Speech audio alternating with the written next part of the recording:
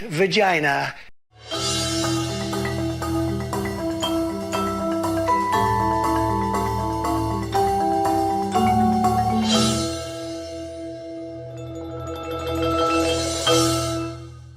The following program is rated TV MAL. It contains strong language and is intended only for mature audiences.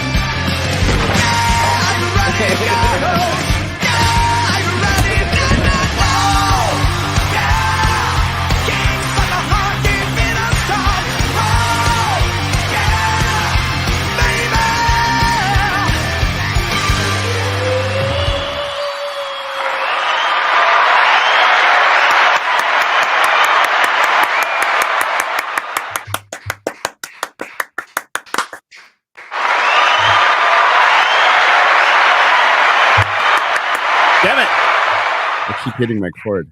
You son of a Boobies. That's it.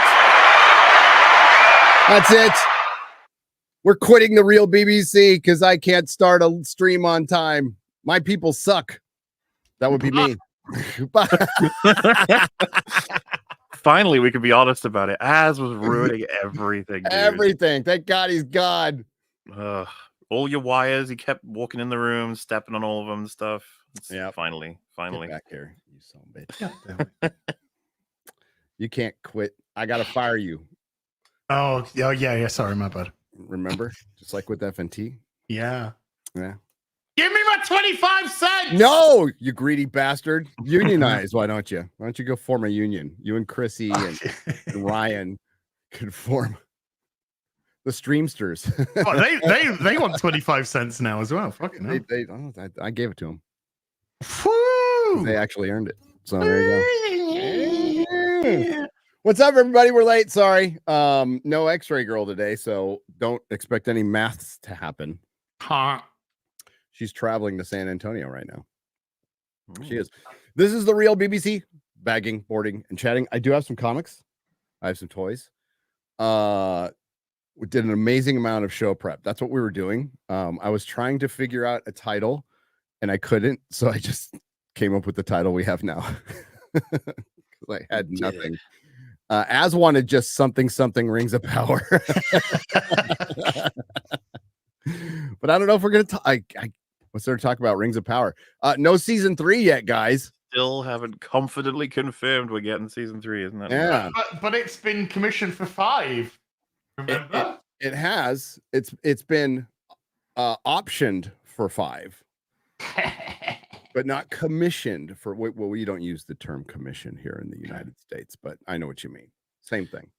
I had a family member who I sometimes talk here and there about different media things. Not told them anything about Rings of Power. They mentioned they were watching it, and I was like, "Oh, how'd you find it?" And they were like, "Yeah, not that good, is it?" I was like, "No, what did you like?" They were like, "Well, it's just really boring." And I was like, "Well, what about the big fight, the crazy fight at the Reg Yard?" They were like, "Huh?" I was like, the big fight. They're like, "Oh no, we already did season 1. We're not gonna watch anymore." Okay, well, fair enough. So they were part of the 50%. The How 50% drop off. How you doing, Az? I'm good. Look what just came in there. Oh, G.I. Joe, real American hero. I think this guy's my fucking hero right now with everything that's going on. I prefer cover. Hey, congratulations to Jeremy, who's catching some strays in my video today. Yeah. There's a new Blue Beetle villain. Let's talk about it. Oh my god, he nearly died. You're gonna need an actual drum kit soon because you got to get different versions of it, different sounds. If I get another drum kit, you'll never see me again because I'll just play drums all day. That sounds cool though. Start a new channel, Drumrotic. Drumrotic, oh, that'd be fun. I can do all that fake shit like this drummer from this band has never heard a Rush song before. It's like, fuck off. Wow. Get out of here. Oh, X-Ray Girl. Oh, has time to be in the chat but not produce the show. You could do it from a plane. Wow, Yeah. lazy. Am I right? Yeah. Totally. Cha. Yeah. Yeah. Hi, X-Ray Girl. Cool. I'm back from Peru. I'm very glad to be home. Slight 3rd-degree burn on my lip because I was like up in the Andes and the sun hit a little different down there, and I didn't put any sunscreen. Where's your zinc? You needed a zinc the zinc. I was stick. stupid. I was stupid, man. Yes, you were. So a little bit of pain, but it's okay.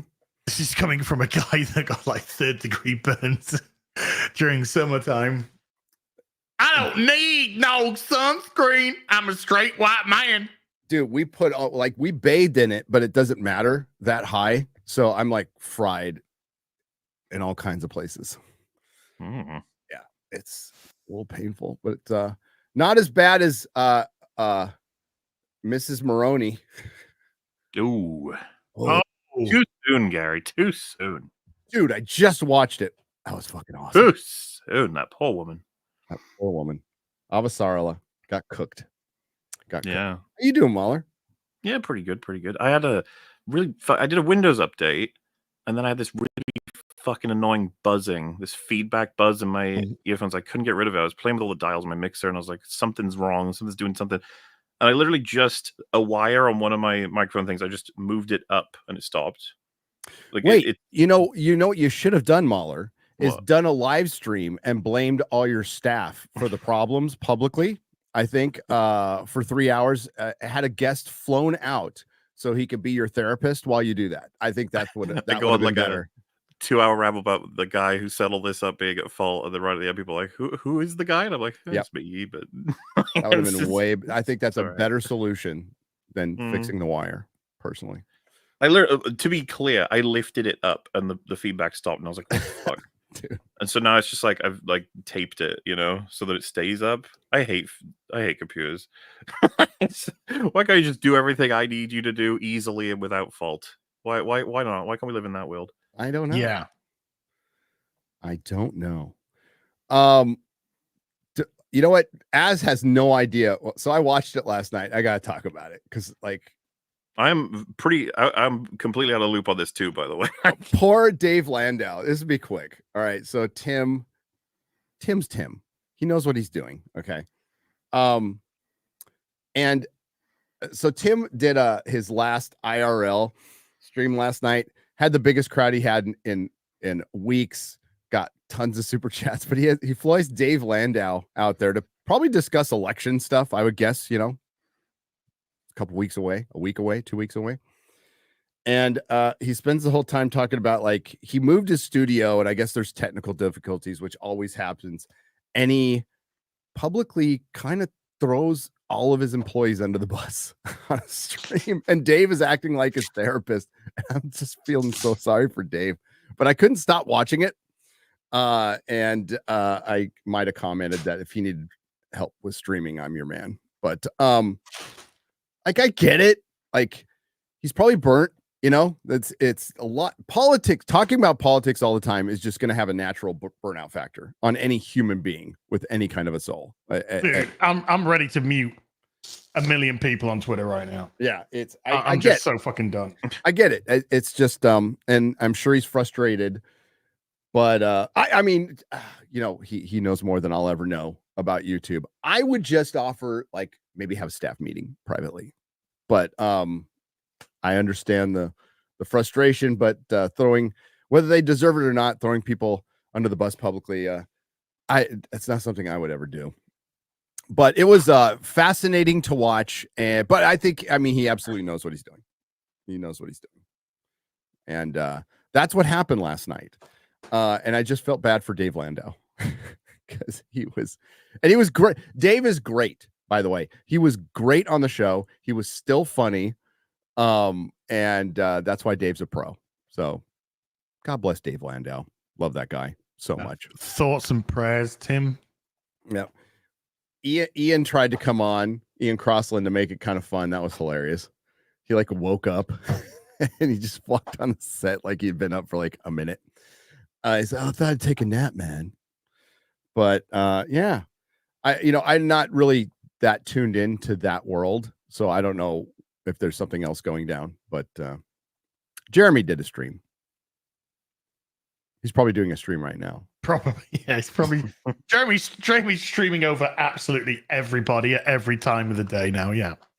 But it seems like we're, you want to like, again, eye on the prize, right?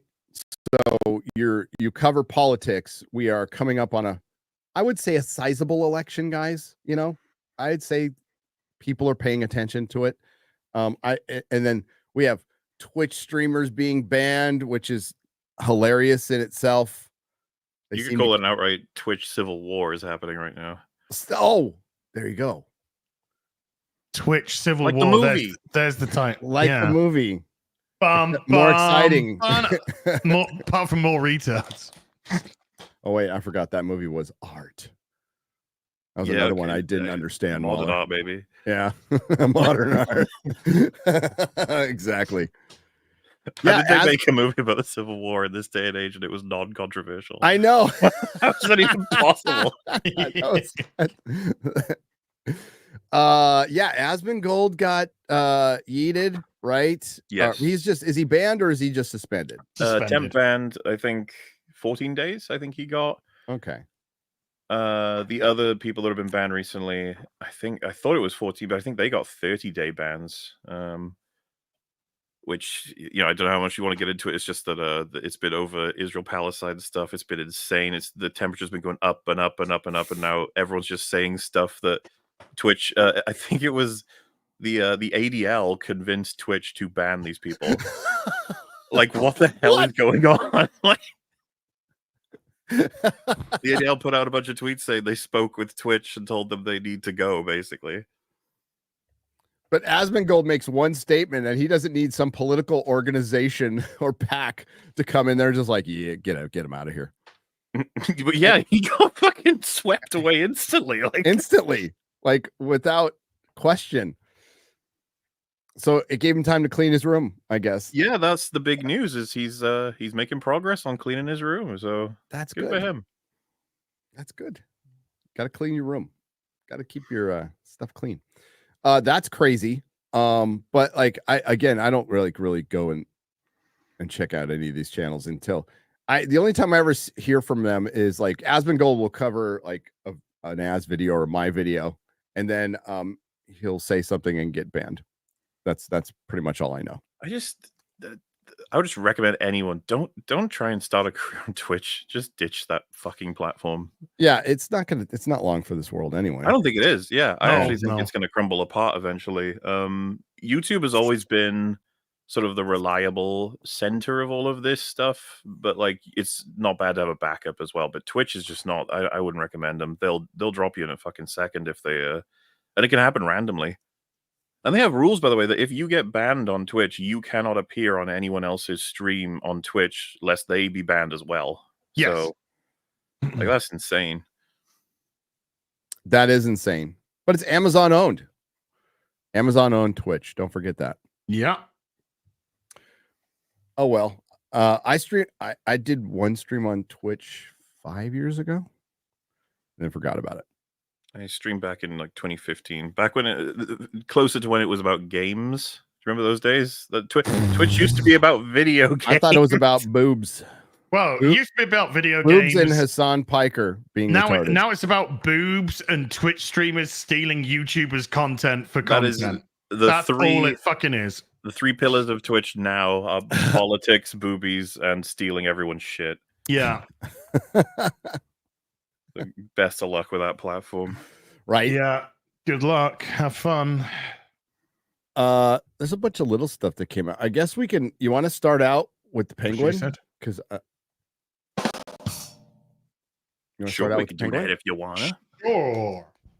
So after the 4th episode, with Sophia kind of killing all the Falcons and then taking charge, there were some people going, this is going to be a bait and switch. And you know what? I'm not even going to blame people for saying that. Why would I do that when Hollywood has shown that they will do that time and time again? But with the 5th episode, went right back to the Penguin. And I thought it was a banger. He's got a particular scene that is kind of brutal, and I freaking loved it. So I thought this was a good episode. I liked a lot of the Penguin stuff in this one. I was totally chill with the Sophia stuff, though. On both ends, I got my little nitpicks here and there about logistically how certain things rolled out. It might be that some things might have been better answered if I was more familiar and remembered the Batman. For example, are we spoilering? Yeah. And I just watched the Batman on the plane, so I am up to date. So I was going to say the tunnels. I watched it a few days ago. Yeah, the tunnels. I was like, on one hand, I would have thought they would have just been flooded through. I know they showed water in them, but I would have thought they'd be fucked like completely. But I guess not. Even though they're a pretty deep part of Gotham, right? After what the Riddler did, maybe I'm just not understanding it logistically. It seems to me like they haven't mentioned it, and yeah, this is kind of a missing thing. Is like maybe a news report saying, "Well, the drainage is complete." Right. You know?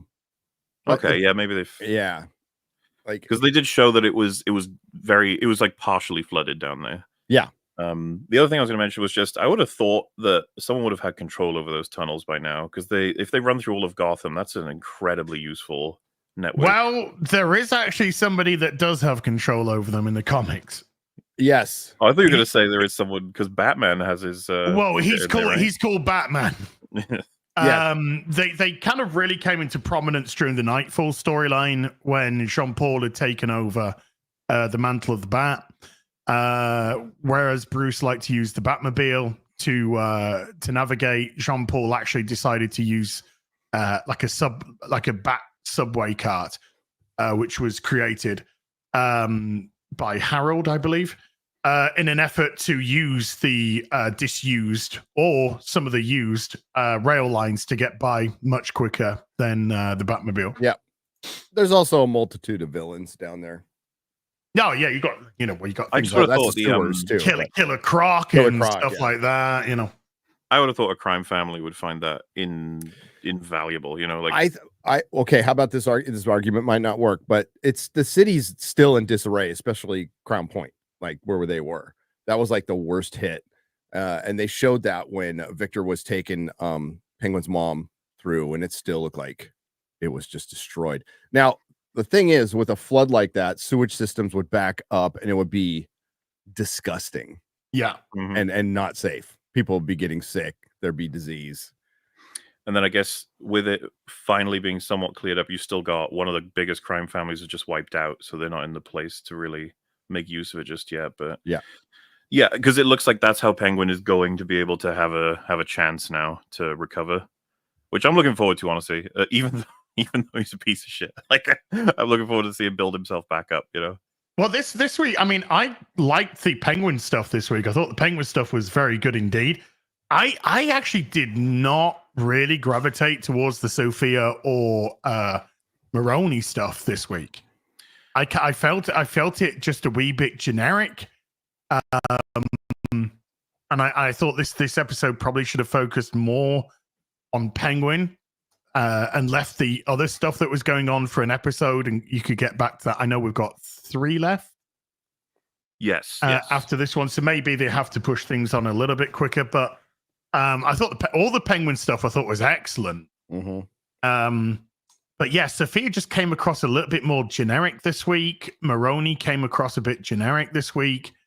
And so I kind of found myself zoning out a wee bit during their stuff and just perking back up when Oswald came on the screen. And the mum, I thought the mum was great. Mom was awesome. Yeah. She was again. That actress is superb. I love when she bounces between lucidity and dementia. Yeah, she's really good. She's because when she clicks in, she clicks in, and you can see how Oswald is how he is again still. And But yeah, that's where I kind of felt with this week. Well, that's what I meant about I got some other things for her side of it as well. Like I think her performance is still top notch, but mechanically, I wasn't a huge fan of how we're moving forward. It seemed a little too easy for her. Yeah. It descended. It felt very comic book to me. I was like, oh, they're going full comic book right now. I'm not against that. Yeah, I get what you mean by that. And they do that with, like her time in Arkham too. Like somebody was like, they don't use, and like you're right. If you want to ground something, this is the problem when you ground Batman too much, because then you have to start asking questions like, are they still using shock therapy? Well, remember, this is still Batman. We're still in Gotham, and yes, they would use shock therapy in Arkham for sure. Arkham's a fucked up place. Is kind of the point, right? Yeah, that's the whole point. It's like absolutely corrupt. We got the police commissioner from the Batman in this episode. I thought he was from the Batman. Yeah. Yes. Yeah, and his voice is even more. It's even more gone. I mean, even more than when the Batman went. I know. It's like they were like, what the fuck did he just say? I don't know. He said, I'm really sorry about your family. He needs a lozenge, you know. Could you imagine a conversation between him and RFK? Oh my God, it would be like,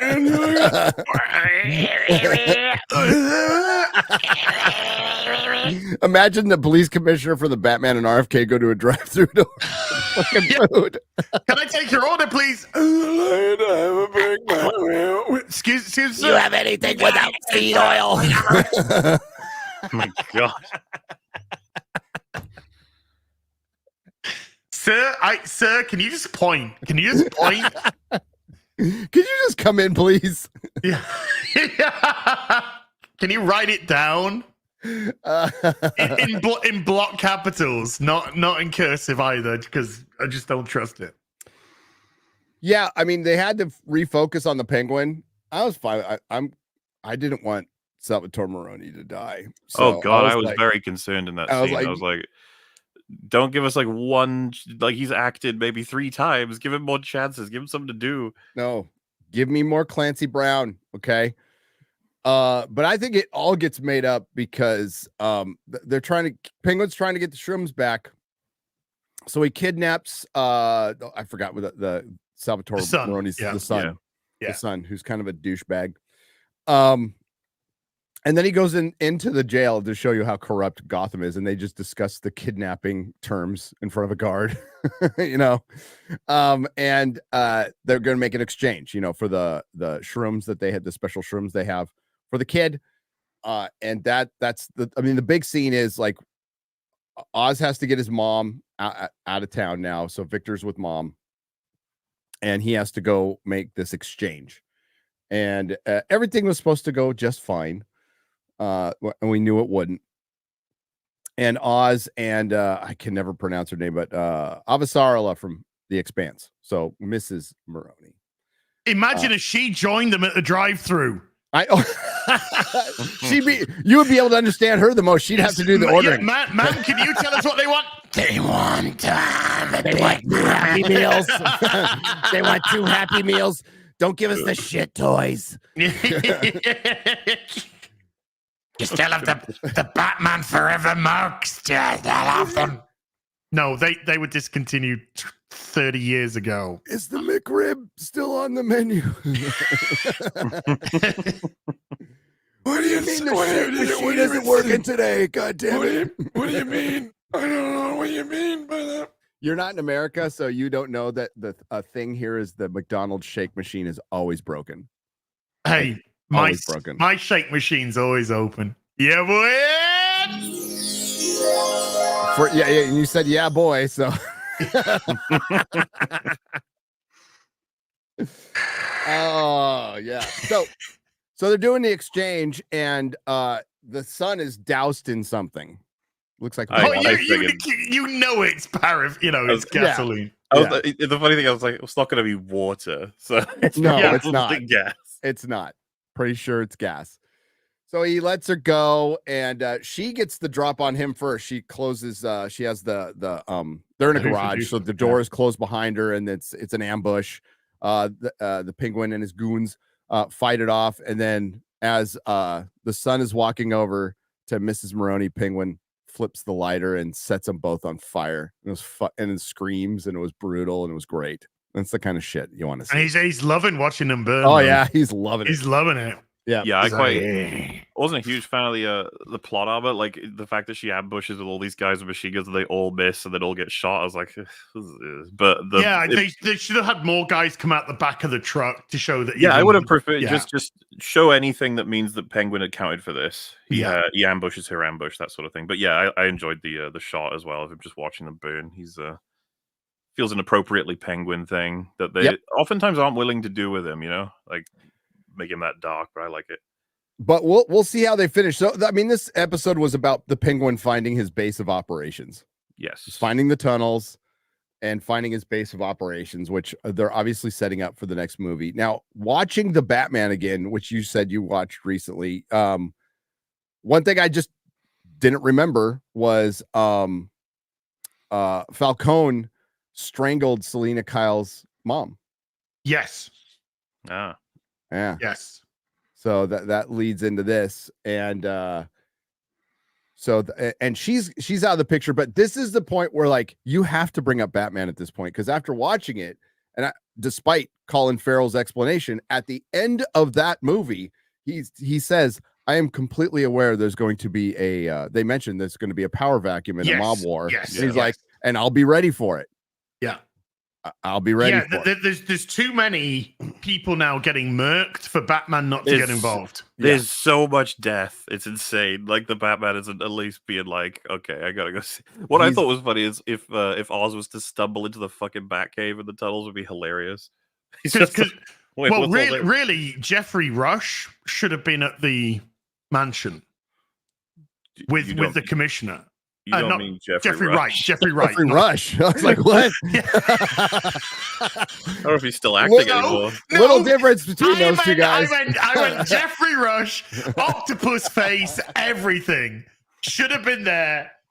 Octopus face? I'm Octopus Man. Yes. You talking about Davy Jones? Yes. That's Bill Nye. That's Bill Nye. No, which one is... Barbosa. Right, Jeffrey Rush. Which retard did he play? He was the cool one. Barbosa. You okay? Do you want to sit down? No, I'm going to stand up. No, Johnny Depp comes in. Johnny Depp comes in his pirate costume. Amber Heard's throwing all kinds of shit at him. Dude, my brain went places when you said Jeffrey Rush pulls up with his tentacles or whatever. I was like, what joke are you making? Like, what? Where's this going? Oh no, he's just retarded. Oh thank God. Yeah, oh thank God. He's just retarded, just a wee bit retarded. That's okay. Yeah, Jeffrey Wright should have been there. But that's the problem when you're doing a TV show and you're not going to put your big Hollywood actors in.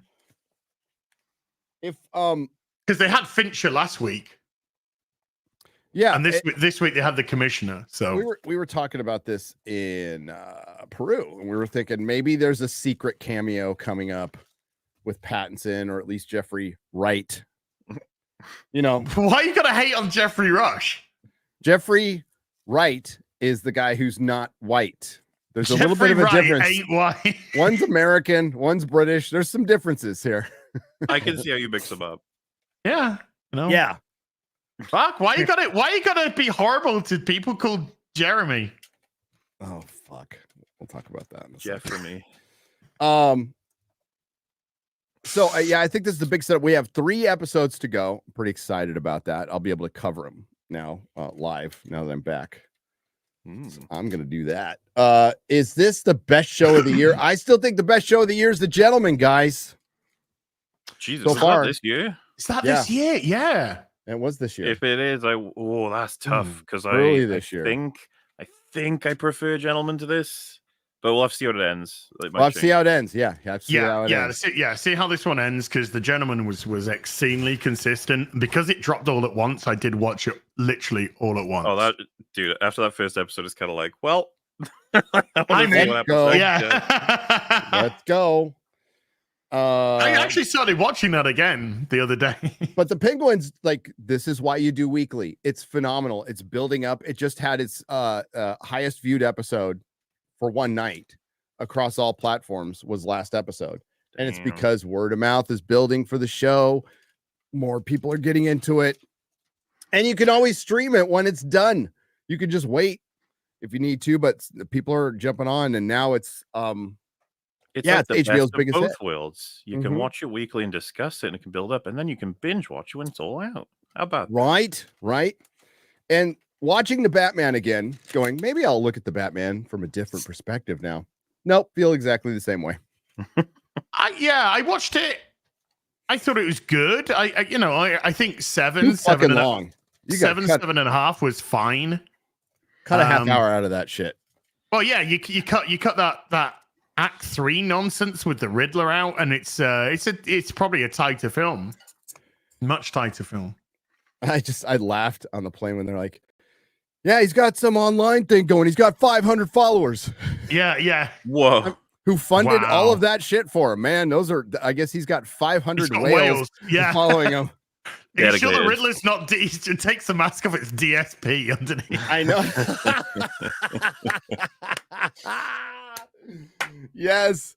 I mean, weapons, bombs, planted at certain points.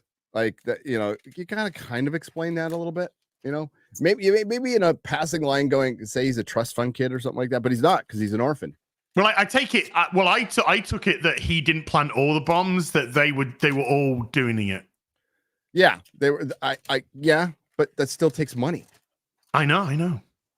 But these are radicalized people who watched a YouTuber talk about comics, and now they're a neo-Nazi. Yeah, that was dumb. Because that's how it begins. If you start criticizing comics, that's it. The next step is becoming a neo-Nazi. It's Batman vs Superman line, right? Where he's like, "It's what turns good men cruel." Cruel. Yeah. Comics. The Acolyte. It turns good men cruel. Aww. Really? Remember we watched the trailer to that? And all those lines that were coming out, like, tell me, do you bleed? And it turns good men cruel. And we're all saying, well, these clearly aren't lines that are being said by Batman or being said towards Batman. And then like, oh, no, they were. They actually were. They actually were. I will always reference this. One of my favorite assessments of the whole movie is Red Letter Media reviewed it, and Rich Evans says, I want to talk about Captain Murder Man versus he says I want to talk about Murder Man versus Captain Hypocrite. And then so which one's which? Murder Man and Captain Hypocrite. We talked about it on FNT. Like, the Man of Steel trailer was so good, right? It was such a good trailer. But I think the trailer that was slightly better was the Comic-Con trailer for the Suicide Squad. I thought their first trailer was fucking awesome. I loved it. The one that I started a fire. And yeah. That was a good, that looked like it was gonna be. Dude, that trailer was so fucking good. And yeah, Harley Quinn actually looking batshit fucking crazy. Mm-hmm. That was just like, oh, okay. Yep. And then the film. That's how it goes. And then the film. Remember, there was a period in time where there was always a blue light in the sky going up into the sky for some fucking reason. I want that era back. I kind of miss it now too. Bring back the blue lasers. Blue lasers, fighting blue lasers from the sky is much better than what we have now. Yeah, yes. Okay. Then the message. Then now it's pink lasers in the sky. Then the female Force Avengers versus the white males. Speaking of that, do you have that picture, that image? Which one? Of Jeremy. Yeah. Sorry, I'm trying to do a blue light in the sky tweet right now. And go ahead and finish that. Go ahead and finish that. I can mumble about for a little bit. Yeah, squad. I'm trying to. Do you mind? Well, wait, chat. How many films can you remember? Because Avengers 2012 did the blue light in the sky. Yeah. Suicide Squad definitely did. With the jiggy dancing. I'm trying to think. Guardians, I don't think did. Like, how many MCU movies did a blue light shooting into the sky? There must have been more than one. Right? Guardians were in a purple light. They were in a purple light. There's a lot. I can't think. Man of Steel. Yes. Man of Steel. 3. Yeah. Hasn't one have a blue light in the sky? Fan 4 stick. Amazing Spider-Man. I'm trying to remember.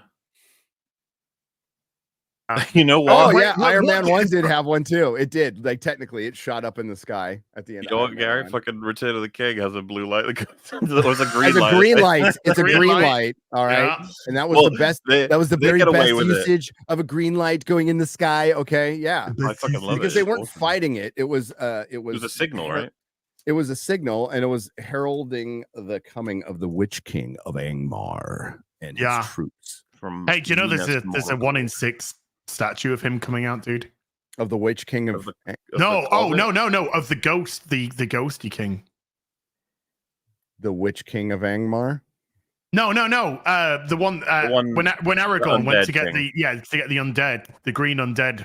Oh, okay, yeah. What's funny is you still could have been talking about the Witch King with all of that. No. You know he's green, and in arts are doing Legolas as well, and the Nazgul on horses from Inarts. Oh, fuck, and they're going to be so expensive. I've already got all those, and I know they'll be better on horses.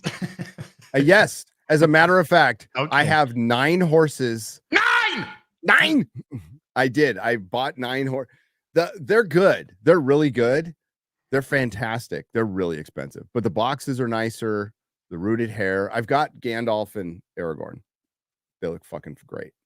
And now Legolas is coming with rooted hair and everything. You know, I'm just gonna.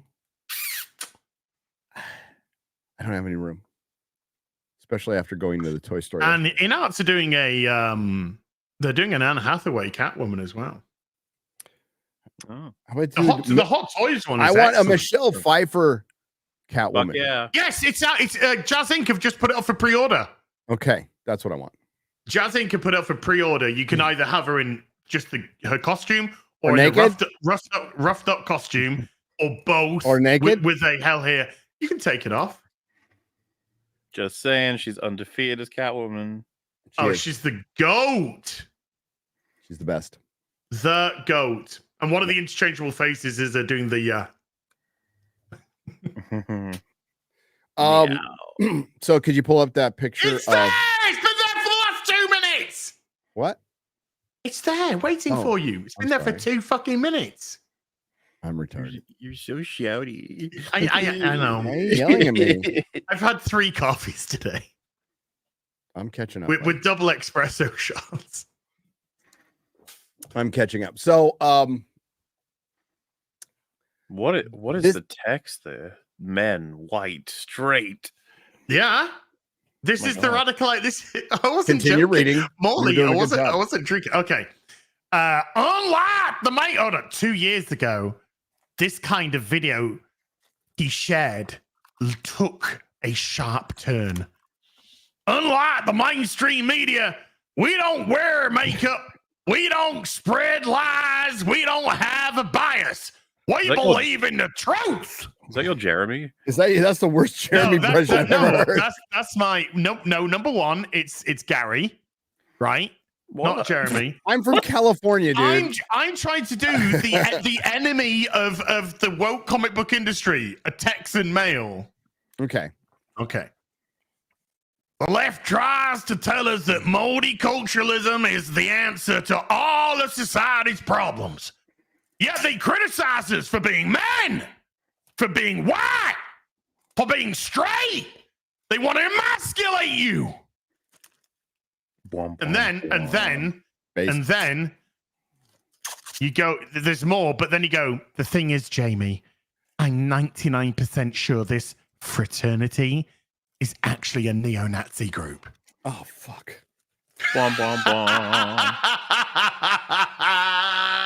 You know what's funny is all the people who have been accusing, let's say, this sphere of being neo-Nazis is currently supporting a certain side and being more anti-Semitic than Ryan could dream of. That's the irony of all this. But look, that's just Jeremy. It's just Jeremy. With eyebrows. Well, you know, they got 10% different. Yeah, right. 10% different. It does look like Jeremy. And it's a Blue Beetle comic, by the way, folks. Yeah. Blue Beetle. With Jeremy Reyes, who is a derivative Blue Beetle. Jaime, sorry. Yeah, Jaime. Not Ted Cord. Sorry, is Jamie dead naming him? Yes. Jaime Reyes. Yeah. Jesus. Okay. Yeah, and it's not even Ted Cord, which is the hilarity of all this. It's a derivative character waffling on about straight white men bad. They're trying to emasculate you. Remember when Tim Drake got crept up on by his boyfriend? Tim Drake, the trained Robin, got crept up on by his gay boyfriend. Oh my god, I like totally snuck up on you. Oh my god. Ah, and then Tim goes, ah, when he gets crept up on. You know, I guess DC Comics had a little bit of a win with Absolute Batman, right? Sold. Sure. They said it sold. Shipped. Okay, shipped.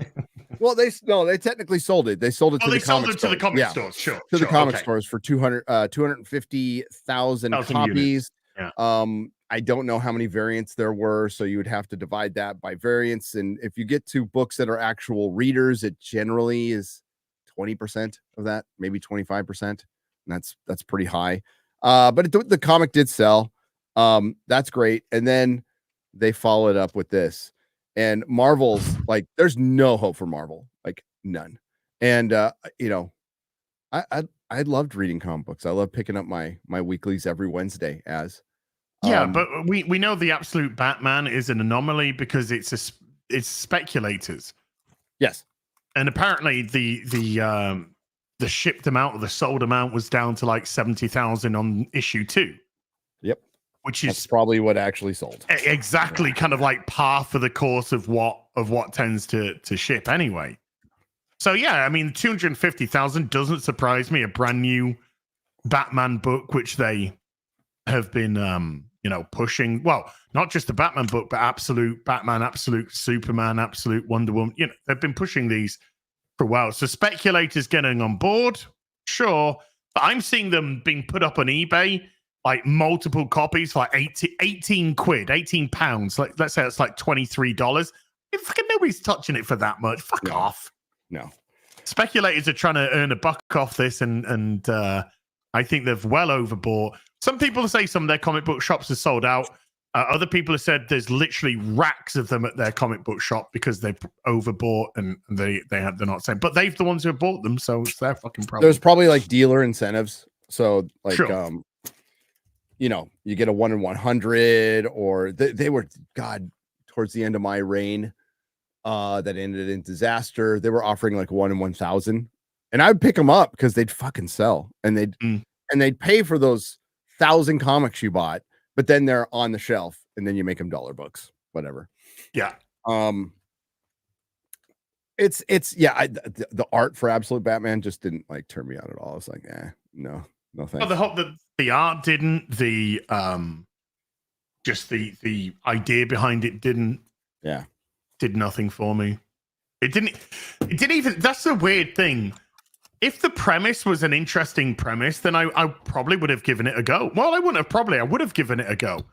You know, I gave Ultimate Spider-Man a go until they decided, oh no, we're still doing the same shit that we keep doing with all the other stuff, just race changing characters. When I thought the Ultimate Spider-Man was trying to be fucking normal, but it wasn't. I gave Transformers a go, and I'm still giving that a go because that's absolutely fantastic stuff. I'm giving G.I. Joe #1 a go. I've got Destro, I've got Duke, I've got Cobra Commander. I'm giving these a go. Void Rivals, giving it a go.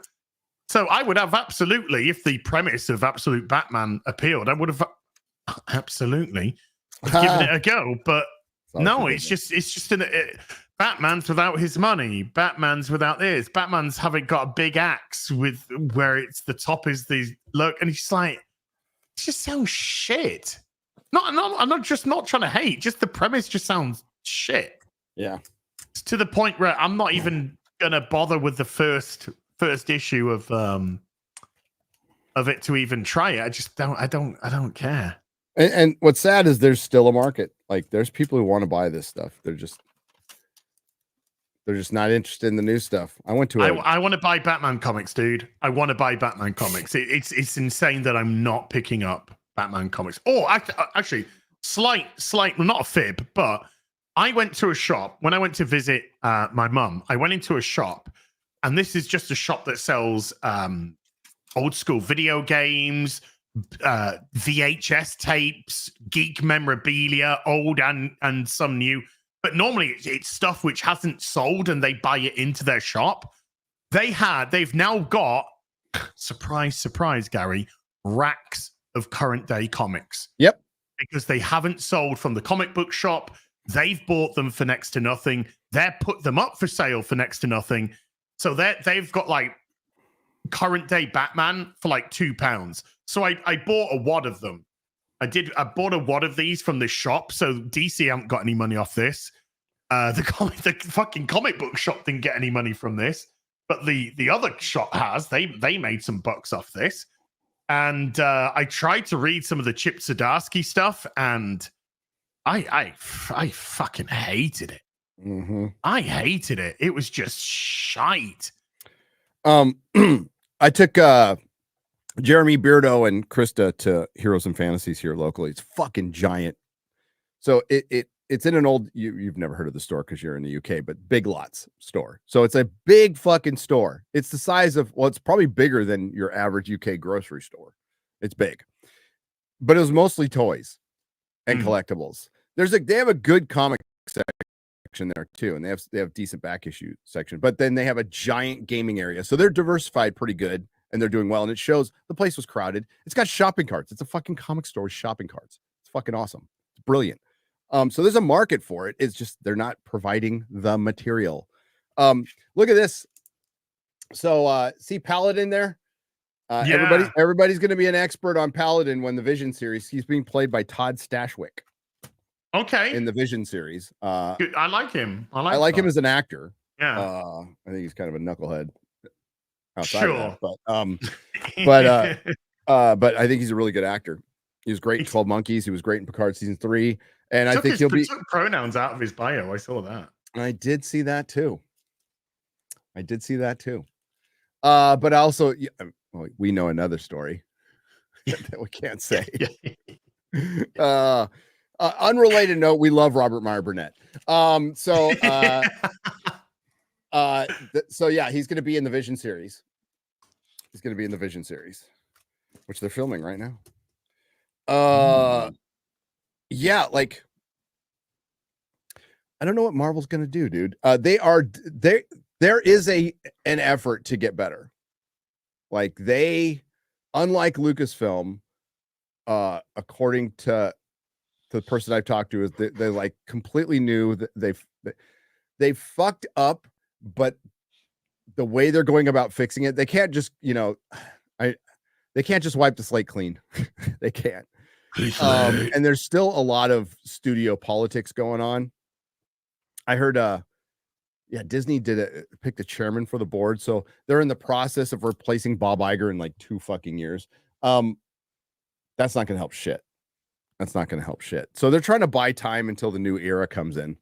I just don't think it's possible. I think James Gunn put out a fun picture, a little crypto. Of course, it's not a comic accurate crypto, but it's crypto. I like crypto. I hate that collar on his costume. I fucking hate it. I hate it on Batman. And I was watching the Batman. I was like, could see as a collar. I'm like, I hate that collar. It looks like shit. And I hate the collar on the Superman costume. But yeah, James Gunn has to make the best superhero movie ever made at this point. Like we are so in the lulls of superhero to where you have to bring back 60-something-year-old Robert Downey Jr. to play Doctor Doom to make a splash, and like I admire the effort. It's like we want to change things. I just don't know if there's going to be an appetite for it at this point.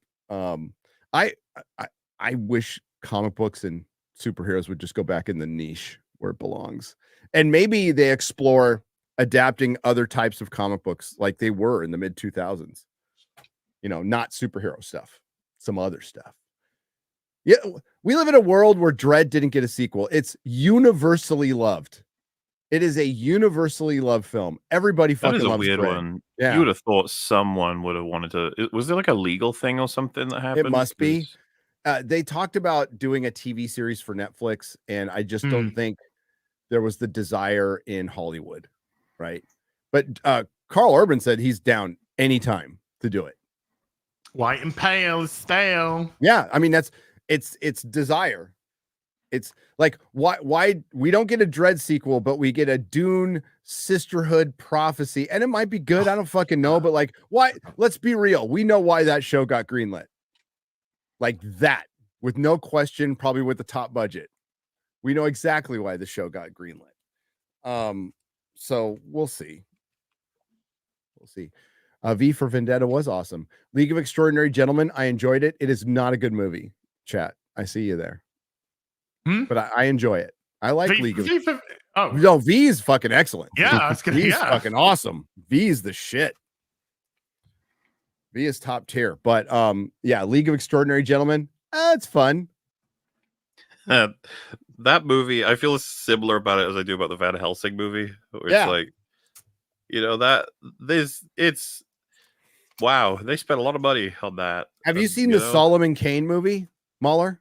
No. With James the guy who originally played Perfoy.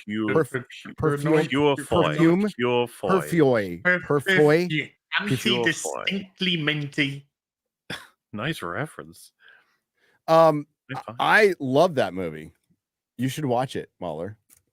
Oh, I need to see that. I want to see the Jonah Hex movie too. That's pretty terrible, but I saw it terrible. I said pretty terrible. Like Charles Barkley right there. But yeah, I watched it in theaters. I did. But no, the Solomon Kane one is like underrated. It's really cool. It's a good movie. Good movie, dude.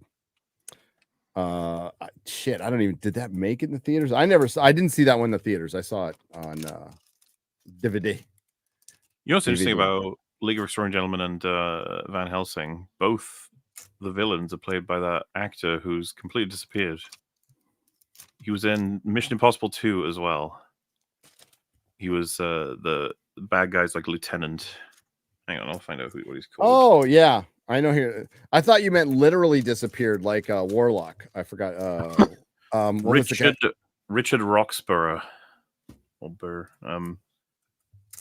Roxburgh. Yeah, he's like really. He just fucking loved playing bad guys. You could tell from both those movies. He was good at it. Oh yeah. He was a good actor. He's probably in some streaming series that's been on for 7 seasons that we've never heard of. Exactly. I'm gonna look at his IMDb right now. That's usually the case. Joker 2, Prison Guard. I'm joking. Dude, 2024, 8 episodes, 2024, 4 episodes, 2023, 1 episode, 2023. Of what? Loads of TV that we've never heard of. Just TV show that we've never heard of. Yep. Well, let me read them out, all right? It's the first one's called Prosper. Then His Daughter, Aunt Donna's Coffee Cafe, Bali 2002, Fires, The Crown. We know The Crown. We know The Crown. The Crown. Okay, I know that one. Catherine the Great, The Hunting, The Pool, The Tim Pool. The Tim Pooling. Rake 2010 to 2018, 40 episodes. What? All right. Well, Are those like British TV series? I guess so. Australia, The Story of Us, 4 episodes, 2015. Maybe they're Australian. Like I said, I thought they were British. A bunch of fucking shows we've never heard of. Yeah, he's Australian. Yeah, he's actually Australian. I thought he was British. He's Australian. Gary, you broke down. I did. I'm being at like Boop, boop, boop, Drinker boop. sent me a message. Okay. Dun dun dun. I think I know what it's about, actually. If he's watching, I'll get back to you in a second. I got to think about that one. It's kind of a busy week because we got the meetup, and then we got a panel at SpaceCon. Yeah, so we have a meetup tomorrow at there's a RSVP, I think, in the description. And it's a local bar. You just got to RSVP. It's free. We're going to be at SpaceCon. All kinds of people are going to be here over the weekend. Jeremy's here in town. Ryan's in town. X-Ray Girl's flying in. Kara's going to be here. Who else? Drunk 3PO, Beardo, Kristanova, and other people. Garrett's going to come down. I think he's alive. QBG. It's going to be fun. RSVP. It starts at 7:00 tomorrow. And it's a big old honky tonk bar. Wow. It'll be fun. Well, yeah, we don't even get the whole thing. It's like it can hold 1,000 people.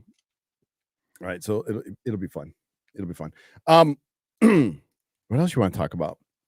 Oh, do you want to talk about Shad's retarded tweet? Not really. I thought I didn't do it enough on the FNT, but he keeps going. No, that's Shad. Shad's like the Energizer Bunny, except Mormon. He just keeps going because he likes to fucking argue. He and Odin, the two religious guys, love to fucking argue with people. You've seen this tweet, right? I've seen the tweet. I have nothing to contribute to this at all. Yes, you do. That is a lie. Right. I have not seen I have not seen any of the Twilight movies, nor do I ever intend to. I have no interest in a Blade versus Edward Cullen fucking matchup. You kidding me? I'd fucking love to watch Blade kill the shit out of Edward. I would like to see Blade just cut the stupid sparkly vampire's head off or whatever.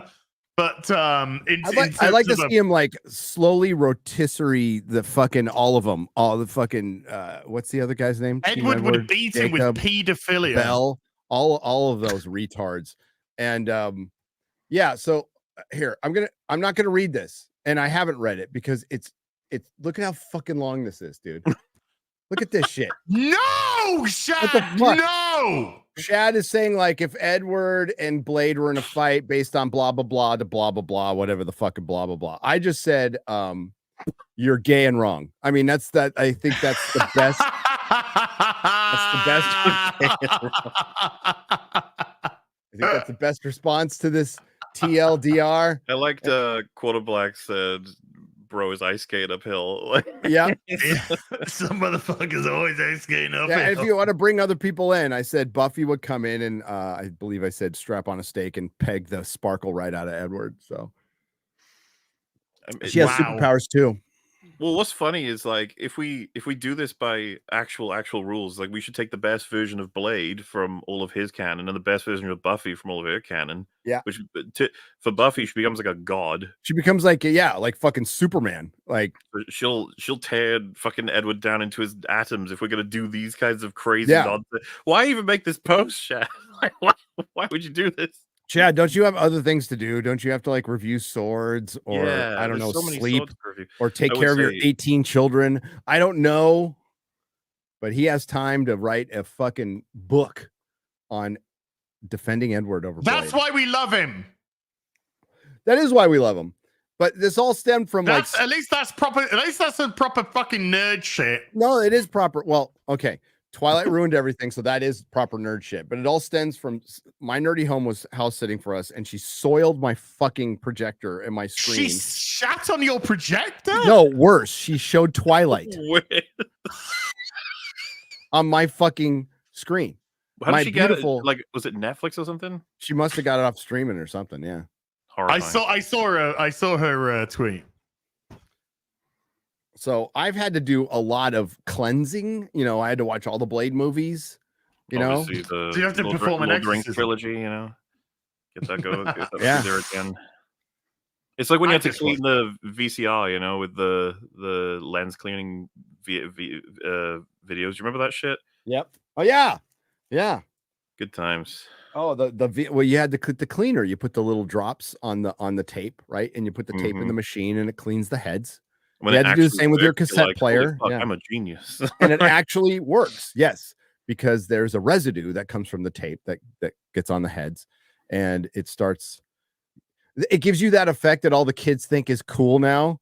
You know, they're like all the fuzz, and it's like, no, we didn't like that. We hated that. We hated that. You see, Alien Romulus is coming out with a VHS tape. I think. Yeah. I like the packaging. The Stranger Things season 1 did that. Did the VHS packaging, and Hitchhiker's Guide to the Galaxy, the TV show from the BBC, did that. I think that's cool. It's cool. That's fine. I just don't like Romulus. That's all. What? I know. Huge shock. Hey, MauLer, did you know she was a bird in a cage?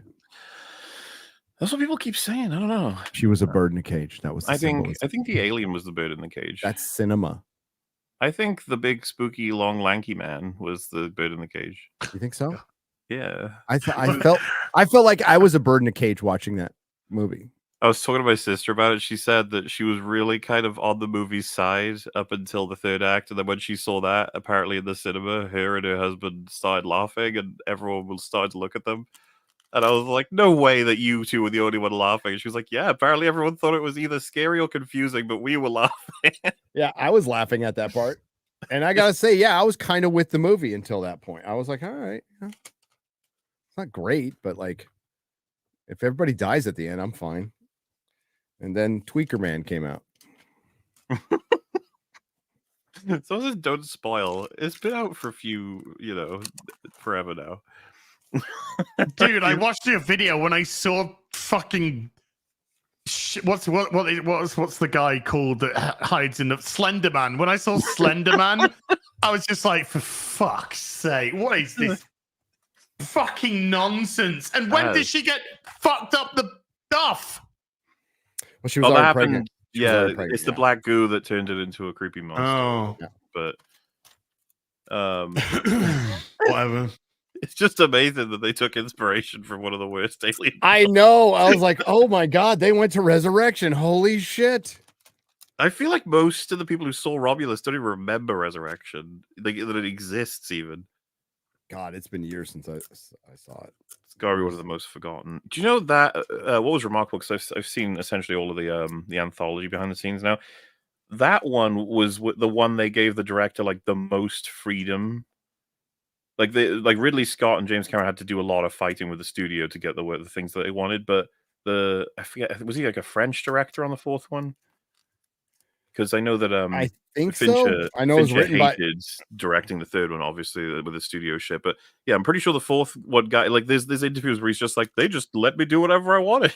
I don't know why, but it was great. I got to make my film, which in a way is good. Sure, but we ended up with possibly the worst alien film of all time. So yeah, it's push and pull. Hey, do you want a quick timeline cleanser, Gary? I'll just share the quick timeline. Dude, this is unbelievable. This is insane. So before I press play, what do we see? Professor X. Right, yeah. With a helmet on. Dude, this is absolutely fucking hell. This is incredible. What a guy. What a fucking guy. You ready? Yep. Oops.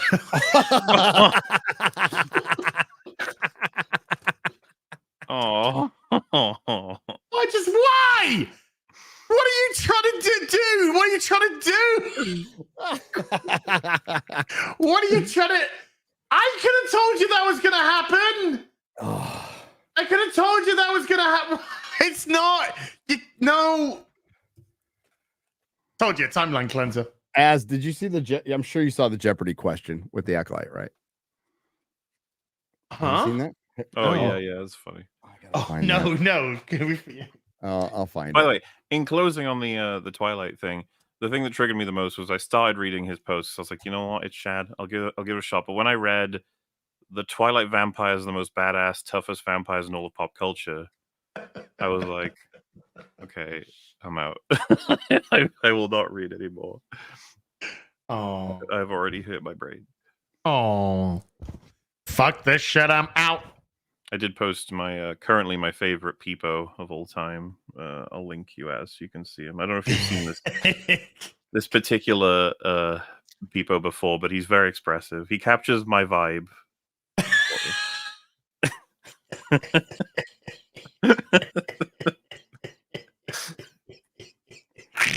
We ended up posting him for so many things. He's my reaction to 2024 mainly. Yeah, that's my comment. That's my reaction to pretty much all of life right now. There's definitely social media right now. Oh look, here's another person posted about fucking Kamala or Trump or some or Twilight vampires. Yeah, or Twilight vampires. Yeah, we should probably show it, I guess. Cause do you want to show? Okay, I can show. I can show. We can play show and tell. Hey, just while I'm bringing this up, you got it. Oh, there you go. Gary, do you want to, or both of you actually, do you want to take a guess at how much per theater Joker 2 made yesterday, Monday? Oh, okay, I want to go first. Yeah. All right. $45. I will go with, oh God, 100? Okay. Well, pretty much the middle of you two, and you get the answer. It's $70 a theater. Oh man. Oof. Yeah. It's still under 200K. It's 200 mil. It's not gonna hit 200 mil. It's not. 56.6 million domestic, 135.5 international, 192 million worldwide, and it's coming out of theaters in 3 days. Well, it's going on to streaming in 3 days, which means people who do want to watch it but don't want to spend any money will be ripping a 4K copy. Oh no, as of an hour ago, brand new off the just brand new news. Holy moly, you guys are never going to have seen this coming. Holy shit. So Blade has been indefinitely delayed. What? Wow, this you got an article? Shocks me. Well, everyone's posting it, so apparently I don't know where the source is exactly, but it looks like it's let me I guess it's been see confirmed. I'm not sure. Wow, that thing that we've all been saying is never gonna get made is never gonna get made. Looks like people saying deadline is where the source is. Okay, I'll go to there. I can't find the Jeopardy video. If somebody could email it to me. Marvel Studios Blade removed from 2025 release schedule. Ooh. Hey, I got it. I found it. Funny. You got it. Yeah. You got it. Yeah, I got it. I got it. Boosh, boosh. No.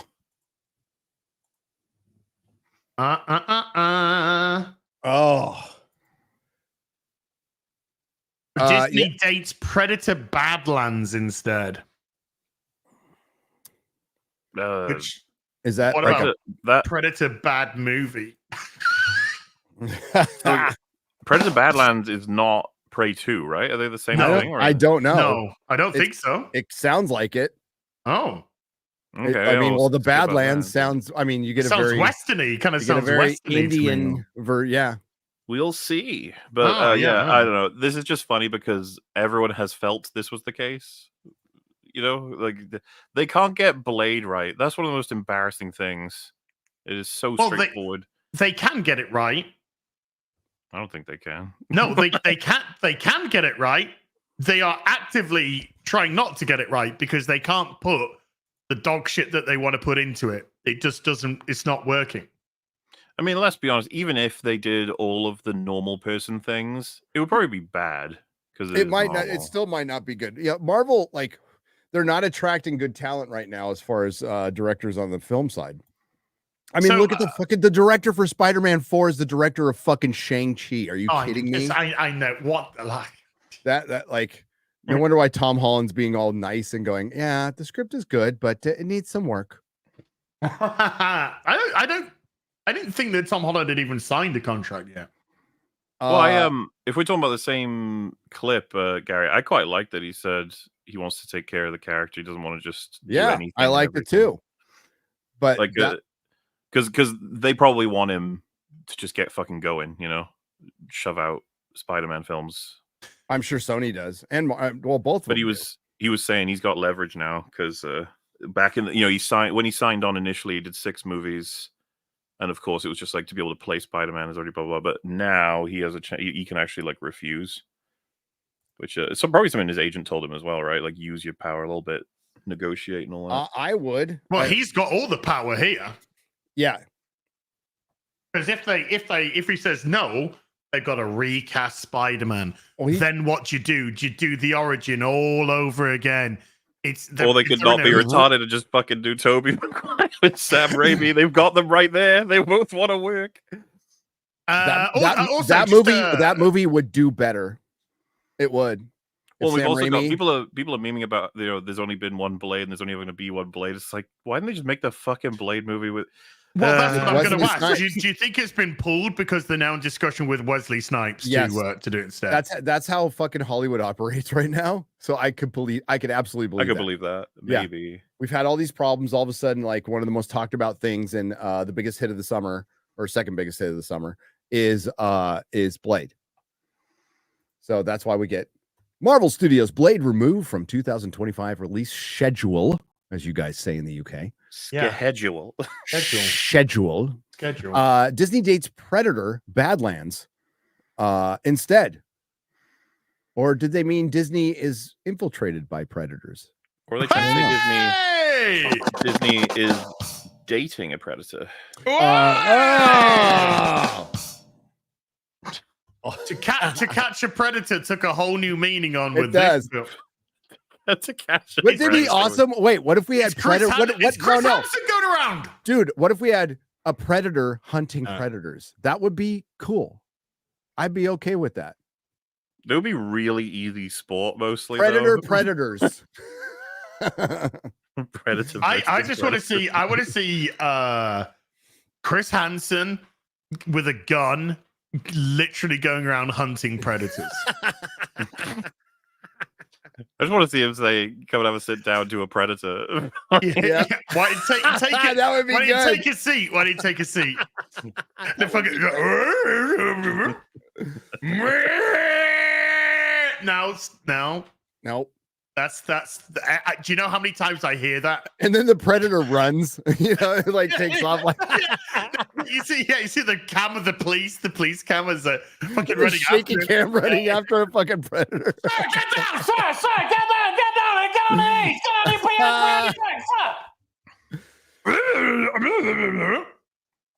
In what comes as no surprise, Marvel Studios Blade won't be coming out of the closet or on November 7th, 2025. Rather, Disney is opening 20th Century Studios Predator Badlands. The reboot of the famed Wesley Snipes Marvel movie was first announced at San Diego Comic-Con in 2019. Man, that's crazy. Hey, do you want to hear something even more crazy? The guy makes an appearance in the end credit scene in Eternals. Eternals, yeah, that's his voice. It's his voice. With the Black Knight, with Jon Snow playing the Black Knight. They really fucking... God, it's such a mess, isn't it? Well, you got the Black Knight's never going to see the time of day. You got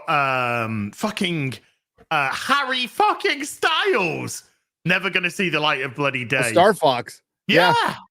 Blade never going to see the light of fucking day. We got a giant celestial is on his way back any moment now to pick up the giant celestial that's in the fucking middle of the ocean that I haven't acknowledged until Captain African American comes out, and then they acknowledge it. Which allegedly the screenings for the third version of the film are it's shit. Yeah. Yeah. We heard that. Like, it's fixed. It's better, but not good. That's what I was told. With two-time Oscar winner Mahershala Ali starring, production and development on Blade hit unavoidable delays with a global pandemic and a dual industry strike. And shitty scripts. Yeah. And we just listen and say shitty scripts. Including one where Blade is with 4 other women, including its daughter, and it's about passing the mantle to his fucking daughter. Because, man, we have never seen that before in the last 6 years.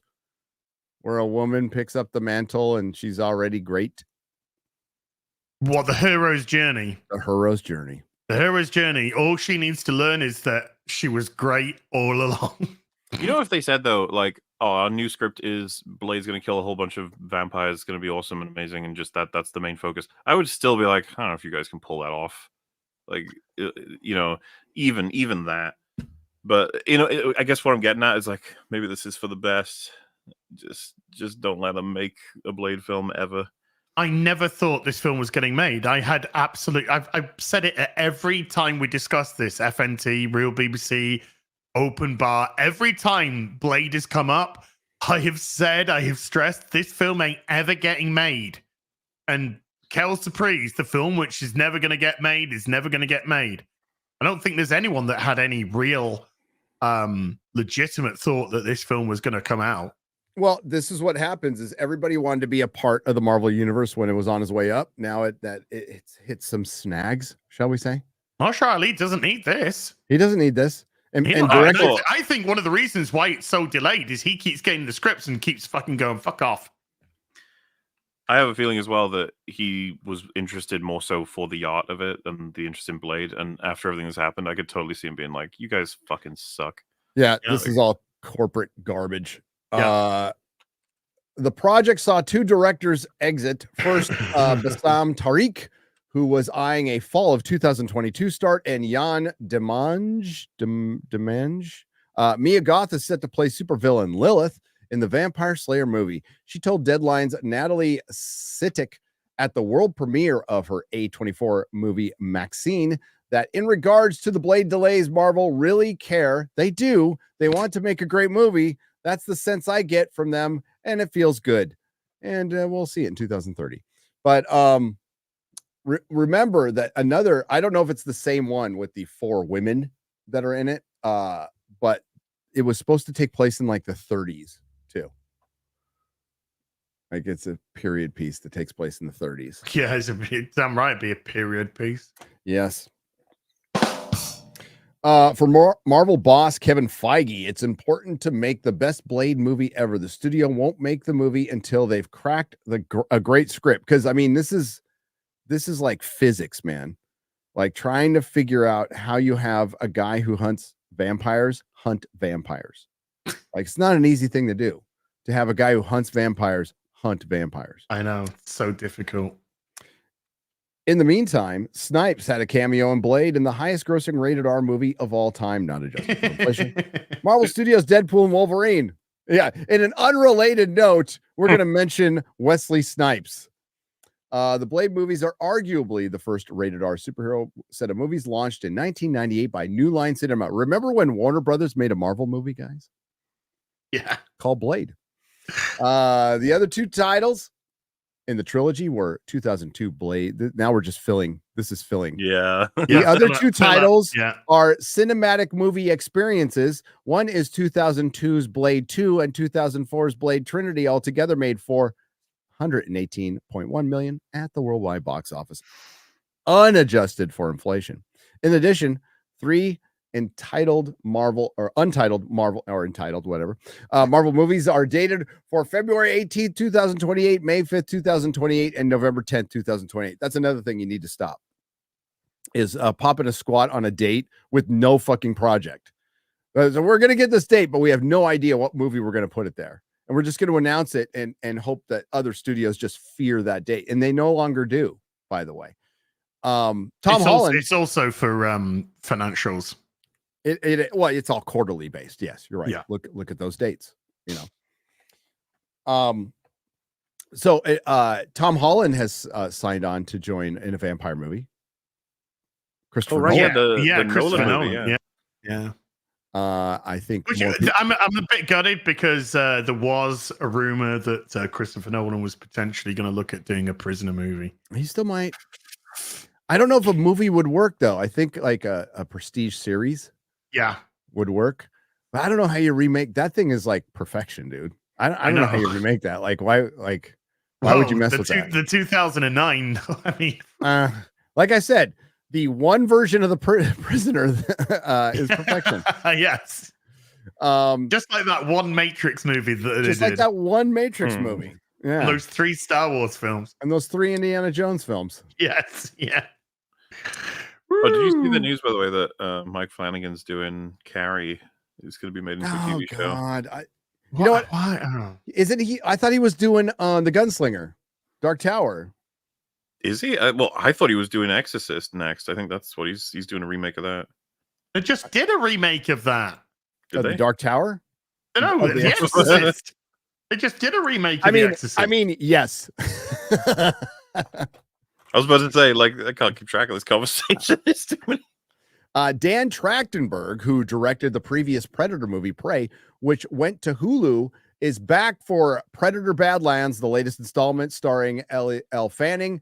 There was a debate that Disney left money on the table by taking Prey straight to homes. That's not a debate. That was just stupid of them. That was stupid. Yeah, a fucking Predator movie. I didn't like the movie, but yeah, it would have made money for sure. They obviously should have thrown it into cinemas. Yep. So I guess the Predator Badlands is Prey 2 then. Yes, and indeed, the reversal here indicates their continuing commitment to theatrical in the post Bob Chapek era. Oh yeah, let's throw Bob under the bus again. He's been gone for like fucking 2 years now. The piece of shit. God, like fucking Hollywood is filled with pieces of shit. Like I didn't like Bob. I'm not a fan of Bob Chapek at all, but like the dude's been gone for 2 years. The first Predator opened in summer of 19. Oh god, with Arnold Schwarzenegger. Yeah, more filler. Yeah, Gotta get that word count. Yeah, that Christopher Nolan movie sounds interesting though, just because it's Christopher Nolan. Well, Christopher Nolan doing vampires. Yeah, I'm up Back for to it. genre. Let's go fucking go. Let's do it. Maybe that film will replace the Twilight vampires in Chad's mind as the best pop culture has. No. Badass. No, Shad is toughest. You know what? The only thing that will distract Shad from this argument is somebody talking about AI. So if they do an AI remake of Twilight, maybe that'll take Shad away. I mean, is he trying to convince you guys that Twilight is better than you think it is? Is that what's going on? No, he's just being a contrarian. Fucking listen, you know, it's like a little brother concept, right? It's like the little brother got beat up by a bunch of emus and is never gonna get over it. Okay, never fucking gonna get over it. Remember back? Oh, you guys don't. Well, as well. Remember back in the 80s when like the Australians had a great reputation of being like the toughest guys out there. Toughest, coolest. We'll ride a shark and hunt giant spiders and put a shrimp on the barbie. We are the mighty Australians. And now they're like, we make COVID camps and simper Twilight movies. What the fuck's happened to your country? I reckon the emus. I mean, I think the emus hurt them. Australia They hurt a proper country. Yeah, like Crocodile Dundee. Yeah, was just like the tits, man. I want to say Paul Hogan. That film was just like culturally amazing, and that made everyone fall in love with Australia. Yep. Yeah, that's not an eye. This is an eye. In the 80s, they had you know why he got the movie, right? So they had a tourist campaign where they were putting ads all over television with Paul Hogan going, "Come to Australia, I'll put a shrimp on the barbie for you." Blah, blah, blah, blah. Yep. And he was the face of Foster's Lager as well. So he was doing all this kind of stuff. Trivia question. That is the last beer I ever drank. A Foster's Golden Lager. Okay. That's right. Inside a church that I broke into. Neat.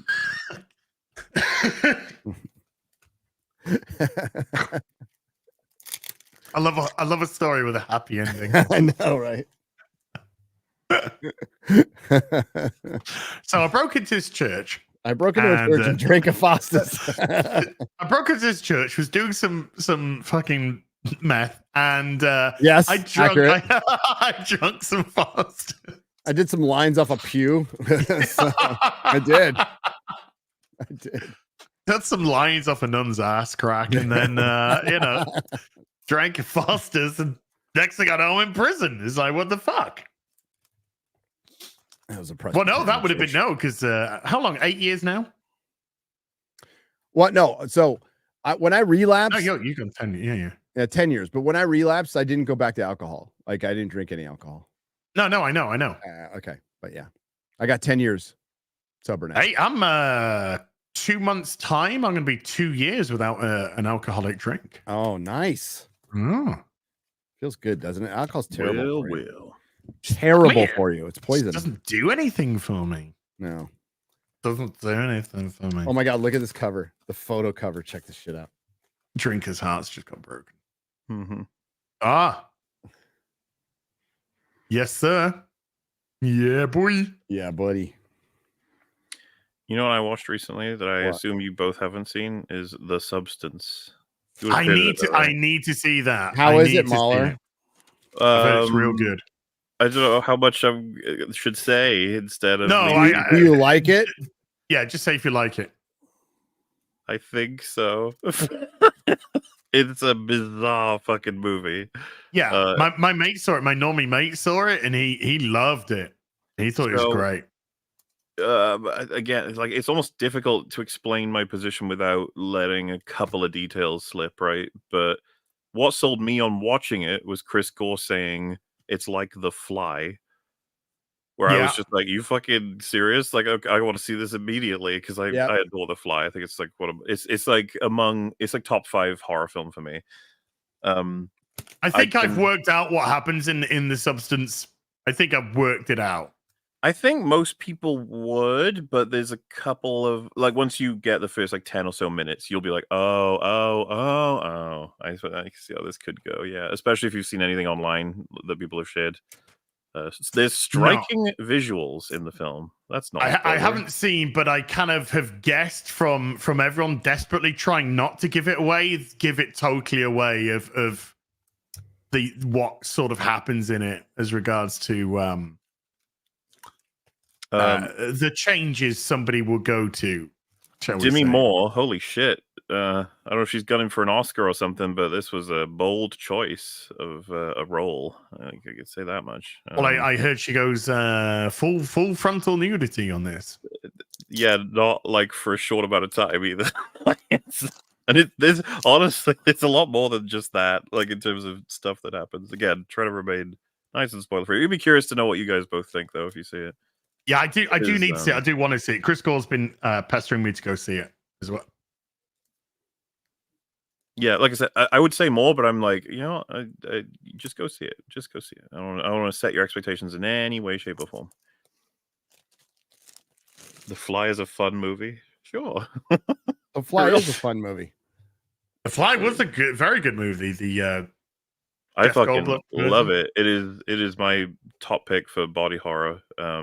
With The Thing sort of adjacent, but I don't know what I would classify The Thing as in total. Body horror is in there, but I feel like it's more than that. Ooh, I just existential horror. Speaking of Kingdom Come, have you backed the Kickstarter? What Kickstarter? For the making of Kingdom Come Blu-ray. I have not. I probably will. I've just got a little thing lined up. This is the film I want to watch. Well, this is the slipcover graffiti design from 1997. Dude. Nice. Yeah. Signed by, unfortunately, Mark Waid and fortunately by Alex Ross.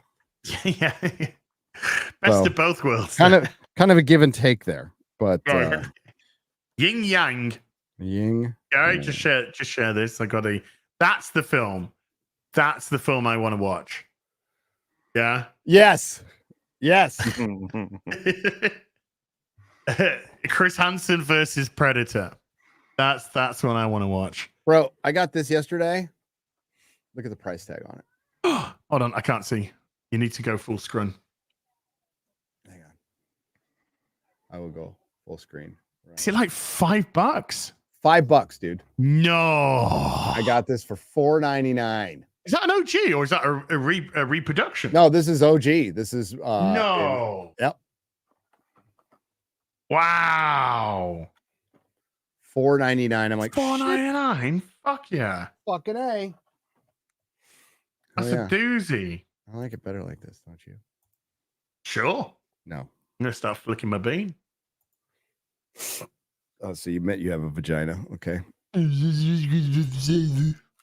Yep.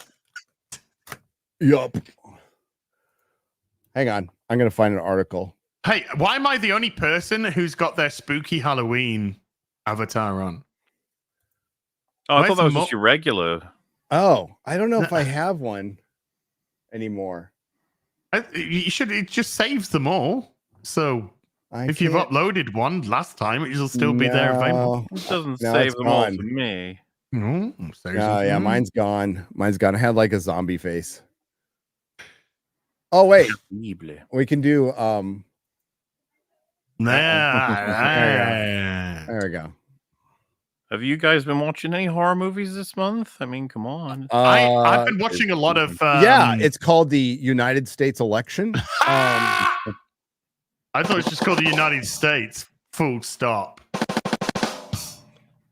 I've been watching a lot of YouTube channels that deal with spooky content, unsolved mysteries, weird last pictures, weird last videos, all this. And I've been watching them right before going to sleep. Oh, and I've been having the worst fucking dreams for the last few nights. Universal horror movies. That's what I usually do on Halloween. I do Dracula, the classics. There's a 4K box set that came out a couple years ago, 3 years ago, something like that. That I watch. I watched Speak No Evil recently as well. You guys heard of that? Yes, I've heard of it. I haven't seen it though. Is a remake that's I think been pretty well received as remakes go. It's only a 2 years old remake, I think, as well. Like I forget what country originally the other one's from, but the reason I was interested in this was I kept hearing about James McAvoy doing an amazing performance in it, and I was like, well, he's usually pretty good anyway, so I'm up for watching a horror film where he's in it. Oh yeah, I saw the trailer for that. Yeah. Yeah, I mean, I think I'd recommend it. It's the premise is like a couple go on holiday and they meet a family who is super friendly and super welcoming, and they're like, you should come to our country house sometime. And they're like, you know what, we will. And then they do, and then things don't go well. Yes. There's been a couple of true crime stories that essentially have the same premise but real life, and they don't end well. It does change the ending of the original, I would say, drastically. And a lot of people are not happy with that, but I quite like both endings, funnily enough. And I think they have very different meanings. It's one of those sort of situations, as opposed to it ruins it, which I think the director of the original was like, what the fuck? Why did they do that? Those Americans with their ideals / interests. But I can't say any more. But I wouldn't mind talking about that with you guys. Yeah, I'll probably watch it with the missus. Somebody's here. I hear voices outside my door. Did you watch the coffee? Did you watch the Coffee Table? No. You really should watch the Coffee Table. Okay, so this is the next Disney Plus show.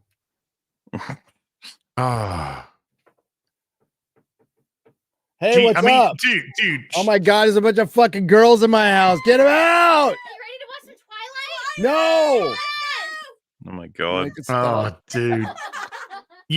Firearms are legal in Texas. Firearms are legal here. I mean, technically they're trespassing, and you can't protect yourself. I think you could chain women here. Do you come in and say hi? Hi. Just step on the comics. It's fine. X-ray girl. Yeah, X-ray girl. Get to work. Freedom. Jeremy, can I come over and stay with you? Too many girls here. Ew. It is. Hello, angels. Hello. Hey, Charlie. Stop simping, chat. I see you. I see you, chat. I love you, chat. Did I see the Soskas? Oh, where's my Soskas? What's up, ladies? Girls I know. are gross. Okay, all right, we'll leave the boys in their comics alone. Yeah, they're like stepping on my comics. Look at this. The chat. Right? You mean lucky, Gary? He's so lucky right now. I'm so lucky There's right so now. Many hormones. None of you have a sandwich in your hand, so I don't fucking hear anything. It's not a sandwich or a broom in your hands to get out of here. This is what happens when you make women legal. I know. Whatever Melissa wants. I'll have a sandwich. They'll give him the vote next. Yeah, I know, it's ridiculous. You could dust here. I got a duster. You could start dusting in here. That would be. Yeah. That does look like Jeremy, but that's actually from the Holy Grail, and that's Terry Gilliam. You're here to touch all the stuff. Don't. Oh my god! Don't jump in here. They're gonna break everything. Oh my god! Bye. You can literally Glad you made it here. Gary shitting himself. I'm not gonna get any fucking work done. Should have been the first thing he said when they entered the room. Like, bye. Yeah. Hi, Gary. Bye. Yeah. Oh my god. I need some dudes to come over. Wow! Don't anyone click that. I feel like that's not gonna help. No, nobody click that. I'm married, okay? So like, it's just noises to me. I mean, why? It's just like when they came in, all you heard was. All I heard was. That's all I heard. Yeah, it's probably gonna get clipped. I might as well have just said it like, I need some dudes to come over. I didn't mean it like that, but whatever. That doesn't matter to the internet. Sure. Oh. What's up, guys? What? Oh, wait. I was going to look up an article. Wait. Just in case you're interested, Monsieur Orange has been apparently confirmed to go on Joe Rogan on Friday. Oh, good. I just read a fucking meme that just said Jimmy Carter hanging in there to pre-order Metroid Prime 4.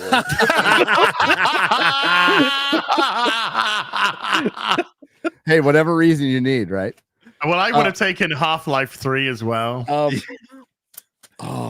My kid, that would make my kids so happy. Metroid Prime 4? No, Half-Life 3.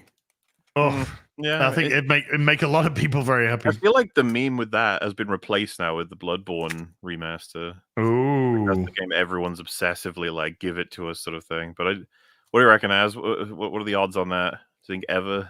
I would. Nah, not for a long time. Relate it to like, will it come out before Wins a Winner or after?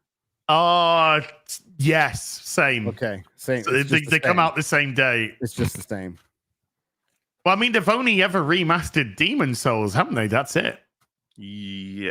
Well, people keep expecting it's gonna be announced, but the thing is, we've got the actual like modding side of it, right? The people who are building up Bloodborne, the PC version. So, I was wondering, do you think that would give them a kick up the ass, or do you think that's just gonna make them go, fuck it, you guys can have that? I'd rather them. To be honest with you, I'd rather than focus on like a Bloodborne 2 or something than. We had this question. It's like Bloodborne full remaster so that it runs perfectly, or Bloodborne 2. And I was like, probably Bloodborne 2, honestly. Star Fox. Harry Styles. Get new Bloodborne shit, and it would run well, hopefully. I would say so.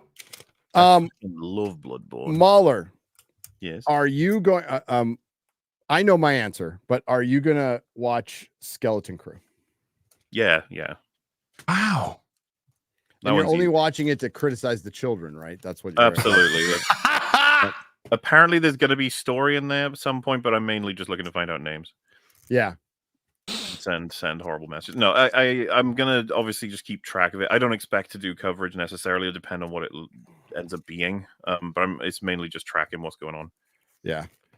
So I doubt you saw, but the suspect, the usual suspects who tried to deplatform this channel and others. Deplatform, same thing.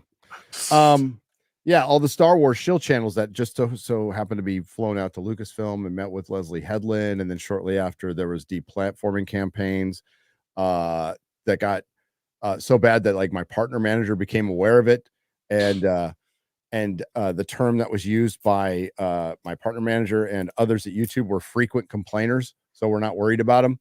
Yeah, those they're trying to get out ahead of something because they genuinely want it to happen. I'm not even going to share their fucking tweets, so you just have to take my word for it. They've been out there for a while going, we need to protect the children of the Skeleton Crew from the bad YouTubers. Oh, wow. Number one, you need to protect the children from Hollywood and Lucasfilm and the employees at Lucasfilm. The people running out and saying these things don't have children, so they wouldn't fucking know. And they want it to happen. They're trying to gaslight. They want, if one, I give a shit about the Skeleton Crew. Like, it just looks like a dumb kids show. So I don't care. But they want it to happen because they need to be redeemed after well, there's also just keep the kids off fucking social media, parents. Like, why the hell would you even let them get anywhere near posting on like Instagram and Twitter about like it's all nonsense anyway. They should be outside playing fucking ball or whatever. Whatever right. children do these days. Like, and I don't know. I didn't know who half these channels were. I doubt you guys did either. And I still don't care. I don't care what they do. They can go out and do. But now that they've, I don't think counterpunching is bad. I don't know if any of this is true, but there's Knights of Melvin. Some of you might have heard Knights of Melvin. Might have caught Kyle Katarn buying subs. Which ones? I have seriously, I have no idea who you're talking You'll about. You'll recognize it. I know nothing about this, but I did see this come across my timeline. And so that guy. Fake news, Kyle Katarn. Which guy? The guy on the right. The guy with the beard. So he's one of the guys. Sorry. I'm sorry. The guy on the right, it's Az. Oh, okay. Yeah. Oh, I reckon. I The think guy I've with seen the that guy beard. before, yeah. That's me, Gary. It's me. You bought subs, Ad. Oh, this guy was in the video, wasn't he? Going, we've got to get those poopy pants people out, isn't he? He's definitely one of the like Disney Star Wars amazing people that Well, I mean, and I can't verify any of this, but what the hell? So fake news, Kyle Katarn bought subscribers. He gained 2,700 subscribers in 2 weeks. That was 2,700 subscribers on about 35,000 views. Which unlikely. Yes. I would say unlikely to impossible. Absolutely impossible. That's not close to normal.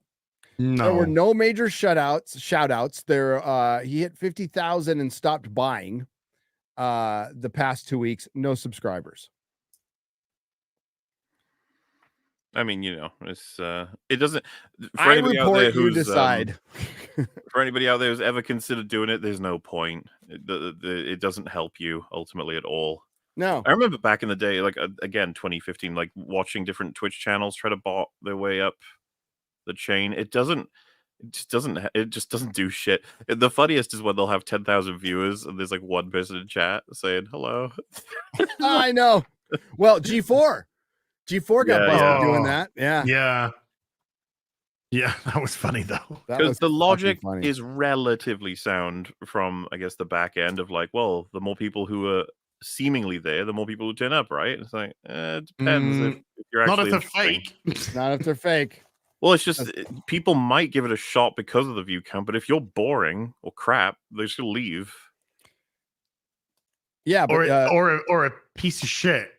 The thing is, ultimately, it's like, I don't know, taking buying your own movie back for your streaming service and saying that's a profit. It doesn't do it like the Marvels and Thor, Love and Thunder.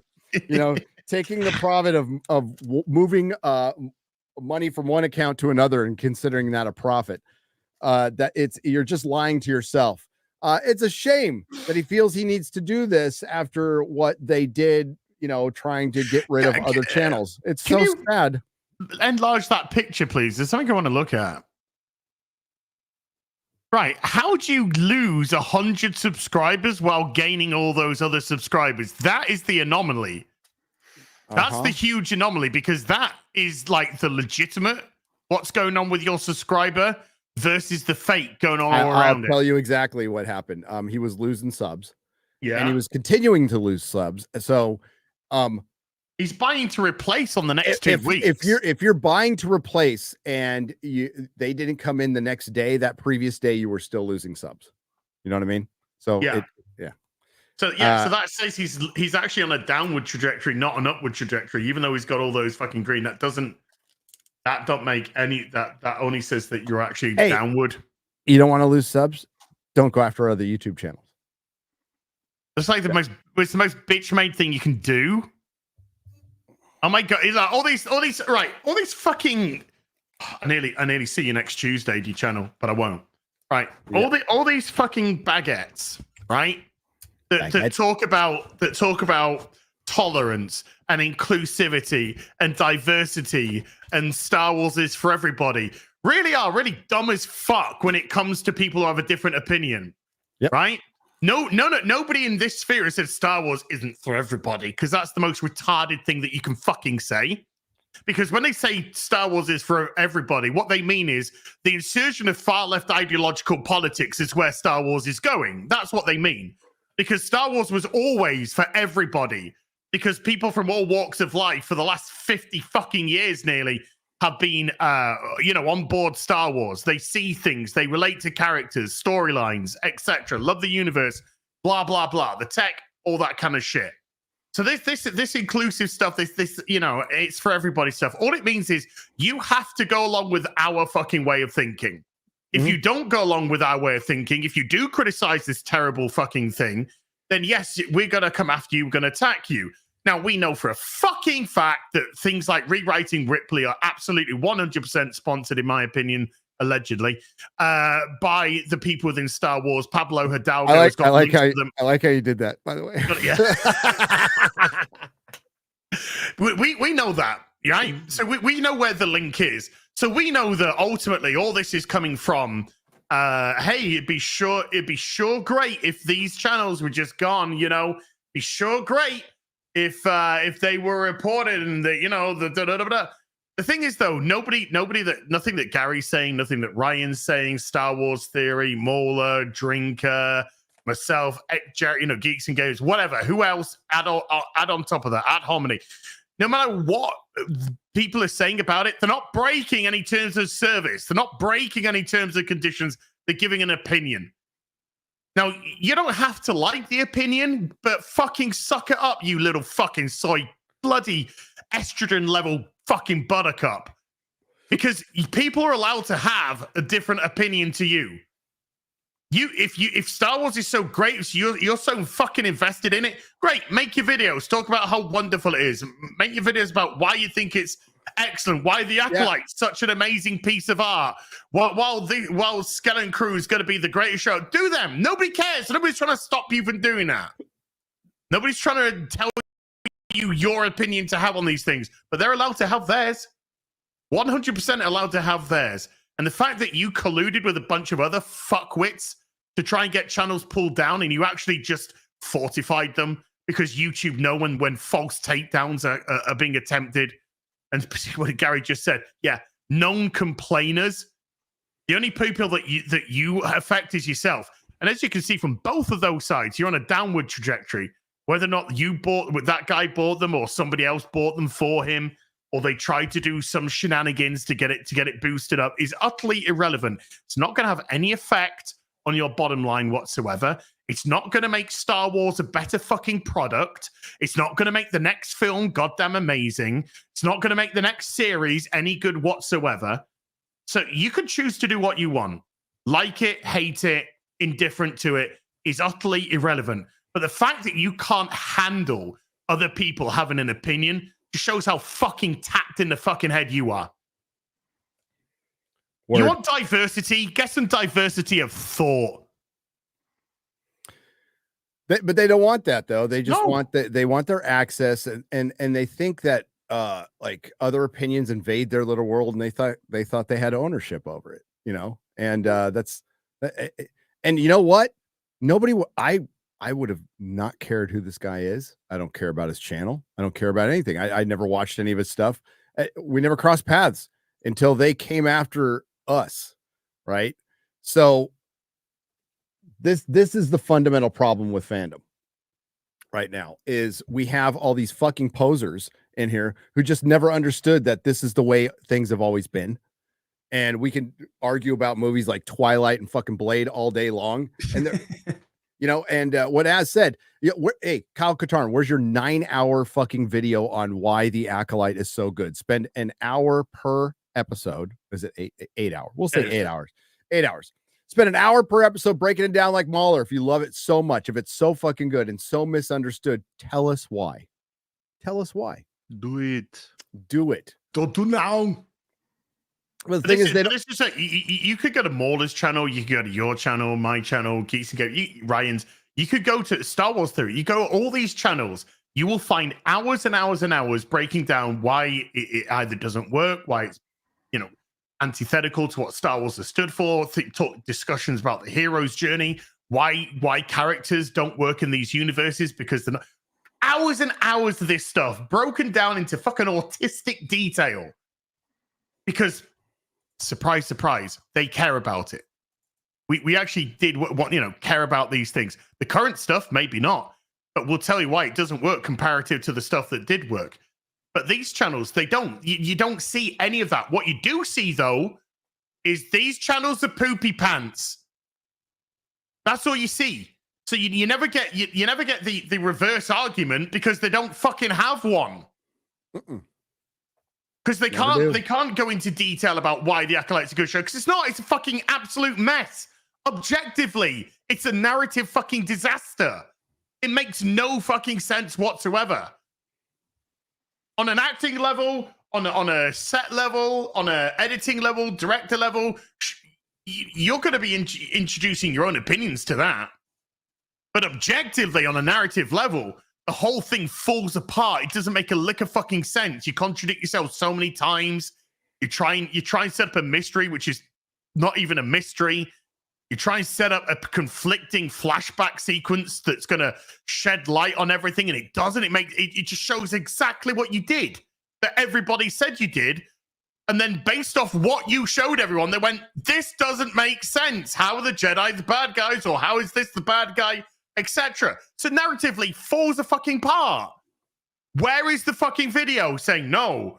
Where's the contrary evidence to this? Because there doesn't exist. So what you got to do? You got to get together with your fucking butt boys, lube up your fucking sphincters with some KY, stick your fucking fingers in like the absolute baguette bitches that you are, and try and pull down some channels because you're bitch made. You're just a bunch of fucking bitches. If you can't beat them through argument, try and pull the fucking channel down. What kind of a bitch does that? Well, these bitches. That's who. Right there. How dare you remind me of The Acolyte? I'm so sorry. Oh, I am so sorry. That was a trauma that all of us have gotten over. Okay. Well, it is. It's like PTSD. Yeah. I had to watch it. You had to watch it. We all had to watch it. And it was shit. By the way, the show, which was cancelled within like a couple of weeks of its final episode because even Disney know is shit. How's that Renew the Acolyte going? Well, remember the other shows which are just, they don't say anything? She-Hulk, don't say that it's not been renewed. Kenobi, they don't say that it's not been renewed. But the Acolyte, within 2 fucking weeks, I know you're done. You're done. It's done.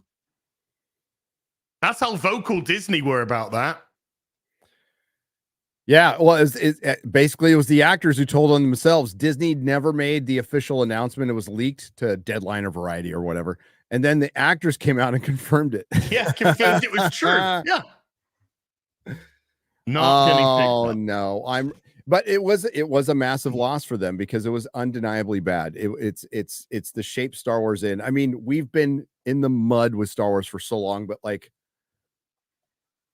when you look back on it and you go, how in the fuck do we get from Empire Strikes Back to The Acolyte? Oh, Jesus. That takes work. It is crazy to look, but it is like, well, it was in degrees. We watched it all happen piece by piece by piece by piece. Mm-hmm.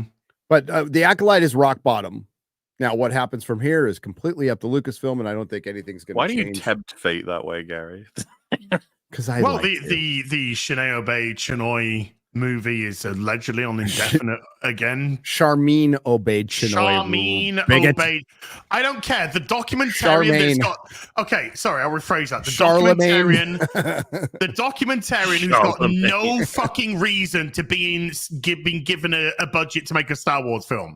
How about that? The Bint, which knows nothing about Star Wars, that knows nothing about the fucking universe, that doesn't, admittedly, is a self-confessed, not a filmmaker. Yeah. He's been given hundreds of $1 million to make it makes no sense. So please don't fucking tell me they know what they're doing, because they don't. They are hiring activists. They are hiring people that are ideologically right and aligned for whatever fucking reason, because it doesn't translate into money. And Disney's Star Wars hasn't translated into money at the theaters, that there hasn't been a film for 5 fucking years. And remember, Gary, when they said there's going to be a film every fucking year? Yeah. A new Star Wars film every year. I don't think we get one next year either. I think No, we're not. We're getting the dude, I am all for them going up to a decade. Let's do it. Let's not have one for a decade. More 20. Dare you? I thought it's kind of funny because we would recommend putting an IP like this on ice, and it's like, oh, for 10 years, you're like, maybe more. Maybe more, yeah. Maybe more. You know, I remember back in the early days of this show, people go like, man, would you love to see this book adapted? And it's like, yeah. And now it's like, no, I don't want anything adapted now. I regret having passion. They made you regret it. That's so sad. It could have been so good. Well, that's why we get gaslit so much. Yeah. Because you know, I don't know, MauLer, you're extensive, whatever. But certainly from like Gary and I perspective, because we kind of have all this shit, you know. I say all the shitters and stuff, this wonderful stuff. But we have all this wonderful stuff because this is stuff that we've, you know, been brought up with, grown up with, loved. It's not as if one day we just woke up and went, do you know what? Let's just shit all over. Let's just shit all over all of this. No, this is a response. This is a reaction to what you've been doing. This is when Dan Slott told customers to fuck off in 2010 on social media. If you don't like my politics, don't buy my book. Exactly. It's a response to all of these things which are being said by the companies and the corporations themselves.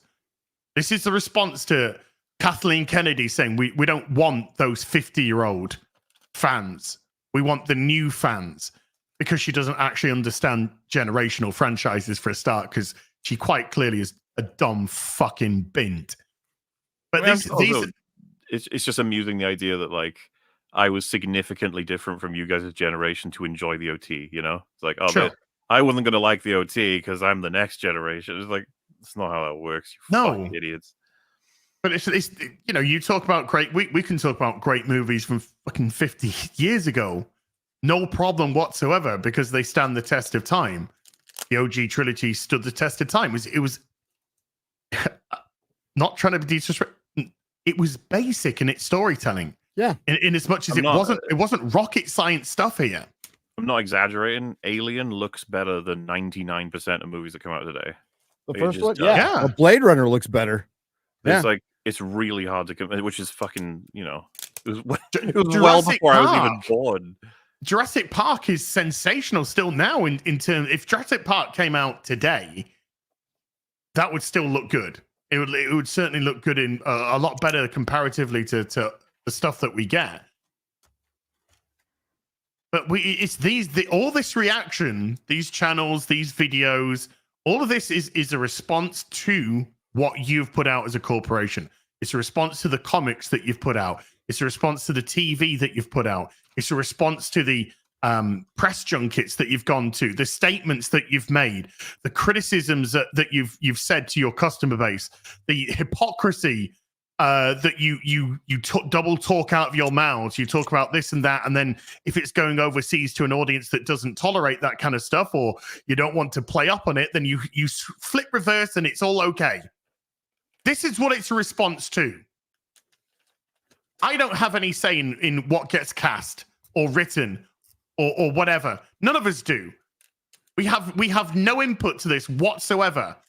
All we can do is decide whether or not to speak with our wallets. But we have channels and we have audiences, and therefore we predominantly will watch this, so we can actually discuss it with the people that work fucking hard for a living.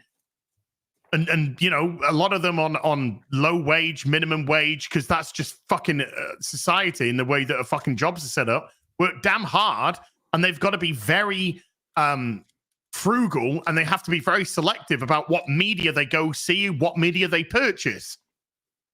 That's why we've got such a rise of YouTube channels and other such, that people are wanting some legitimacy. They're wanting some honesty. from other geeks, not from some corporate in a suit. Come watch our film because corporation loves you and corporation wants to. No, they want somebody that's been in the trenches, somebody that grew up with this stuff, somebody that loves this stuff, somebody that can articulate themselves well. I was talking to someone yesterday about like the corporate geek. I fucking hate the fake sort of like skin suit geek. Yeah, like it's the worst shit ever. Because like, the idea that geek or nerd became like a popular costume culturally thing to wear, and like you pop in and out, the tourism aspect of it. It's just like a fun event. It's like a sport or something. You pop in, you cheer for the thing, and then you leave. You don't actually care about any of it. It's just like, ugh, so gross. I can't find it now. Damn it. I couldn't find the Jeopardy thing either. Did you guys see on Twitter Sacha Baron Cohen and Sarah Silverman doing their promo shot? And it's like they're just like us, and it's them like taking their pictures. Oh, I gotta find it. It's fucking cringe. It's terrible. Sarah Silverman. I can't think of too many more obnoxious people than Sarah Silverman. Wasn't she like spearheaded the Santa Inc. thing, right? Yeah, her and Seth Rogen. Oh my God, remember Santa? Oh, I know it was. I never watched it, but I know a bunch of people fucking almost died watching it because it was like hyper cringe. I watched the whole series and did a video on it, and it was fucking terrible. And it was hateful. It was like absolutely hateful towards Christians, Christmas, and Santa Claus. That's all it was. And it came off as not satirical, but like completely bitter. Yeah, because the mask has slipped. It's not. Yeah. To be satirical, there's got to be some intelligence there to make it satirical. We're not they're not sending the best. They're just sending activists. That's why I got Charmine Obey-Chinoy being promoted as creating a Star Wars film. What the fuck has she got to do with being there? Now, if you said Graham Nolan has signed on to do the next Star Wars film, you'd be like, holy fuck. He's got autonomy to do his own. You'd be like, holy shit, okay. We're interested, but we're not. We're talking about some woman that makes documentaries about the mistreatment of Muslim women in countries. That is who's going to make the next Star Wars movie. Is it any wonder why people are just rolling their eyes to the back of the fucking head? Not that, again, this is another one that I've stressed. I never thought when this was announced and she was announced that this movie was ever gonna get made. Yep. And there won't be a film next year. There won't be a Star Wars film next year because nothing's in pre-production. Nothing's lined up to even shoot. And we're in November in a couple of weeks' time. They lined up to shoot Fallout Season 2, I think, soon. So that's going ahead. But you got post-production and all the, there's going to be a lot of post on that. So that would probably be like 2026. Could be late 2025, but yeah, maybe. Because all I know is that they want to get that out quickly. They want to get going on, because the Fallout show is pretty successcible. Yep. So you were talking about authenticity. That's what made me think about this. Yeah, here it is. You don't need sound. This is just them posing for pictures. Like dolls. Somebody retweeted that they're just like us. What? Do you want to hear it with sound? Hang on. Files together. Sasha, right here, please, sir. Dude, he's moving like a fucking 2,000. Sasha and Sarah, yeah. files together. Sasha, right here, please, sir. They're just like us, folks. Sasha and Sarah on the... They're going to tell us how to vote, tell us how to live. They doing it on purpose or something? I don't know. It sort of feels like they're purposely trying to be janky. God, I could see Sacha Baron Cohen doing that on purpose. He's a bit of a troll. What's that? Well, I think it's just sort of. He's just sort of leaning into the jarring back and forth of it. Yeah.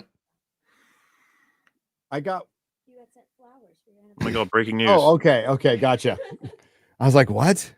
Oh, Someone sent us flowers for our anniversary, so thank you. Oh, Thank you. happy anniversary. That's so lovely. And I just got this baby. Oh, nice. Yeah. The Hobbit. What is the Hobbit? The Hobbit's about a hoe. Hey, Goes on an adventure. Bit of a hoe. Bit of a hoe. Hobbit does the Shire. Find some jewelry. You know? Does the Shire. the Hobbit does the Shire. So this is an Amazon production, I see. It's got it's a midget hooker with a foot fetish, you know. I'm in. Find some jewelry. Yeah. I'm in. I'm all in. You're all in. Let's get the soups. They're just like us, folks. They're just like us. Just like us. Yep. They're just like the little people. they're just like the little people. Just like the plebs. What are you talking about?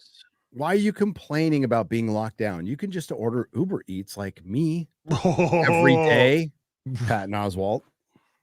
You could just. It feels like I'm in a prison, says Ellen DeGeneres in a mansion. God.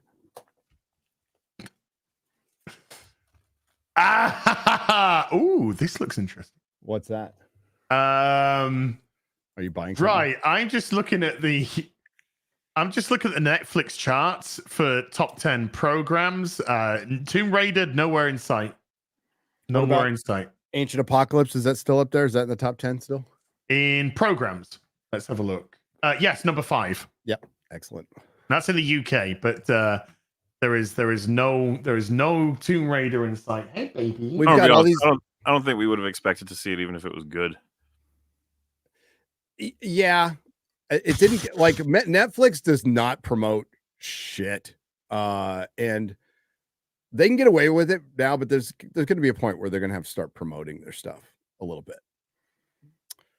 But dude, they just had a great quarter. Like they got a ton of subs. They made a ton of fucking money, and all the other streaming services are dying. The only reason Disney's still around is because they bought Hulu. They essentially bought Hulu for $72 billion with the Fox deal. And it kind of makes sense that they lean into the Fox stuff because they need to make their money back. I don't know how you make your money back off that, like ever. In reality, that was a lot to pay. Yeah. That was a lot to fucking pay.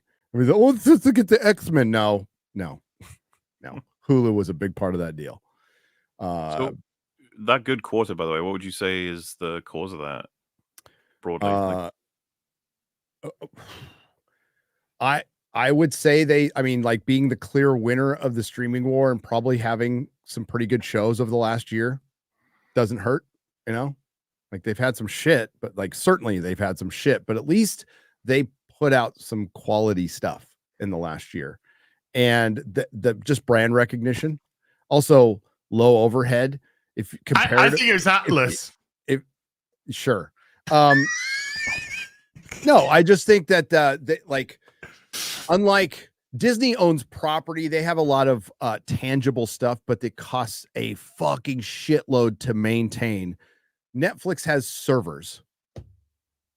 They have servers. They have almost 300 million worldwide subscribers, and they're topping out. That's like all you can get, pretty much. So, and then I think the ad thing might be working out for them. It's hard to say. Yeah. I mean, the fact that they haven't fallen apart after it means that must have given them a huge boost in money. A lot of people are highlighting it. It probably was Rebel Moon 1 and 2. Yeah, that's it. Yeah, that's it. That was my next guess. But and the Umbrella Academy season 4. Probably Cutie's leaving the platform probably helped too. The McMahon doc seemed to make it into a couple of top 10, I watched it. I watched it all. So they've made inroads into like true crime and reality. Like I was mentioning Ancient Apocalypse. They're doing a lot of History Channel kind of shit that doesn't cost a lot of money, and people watch the fuck out of it.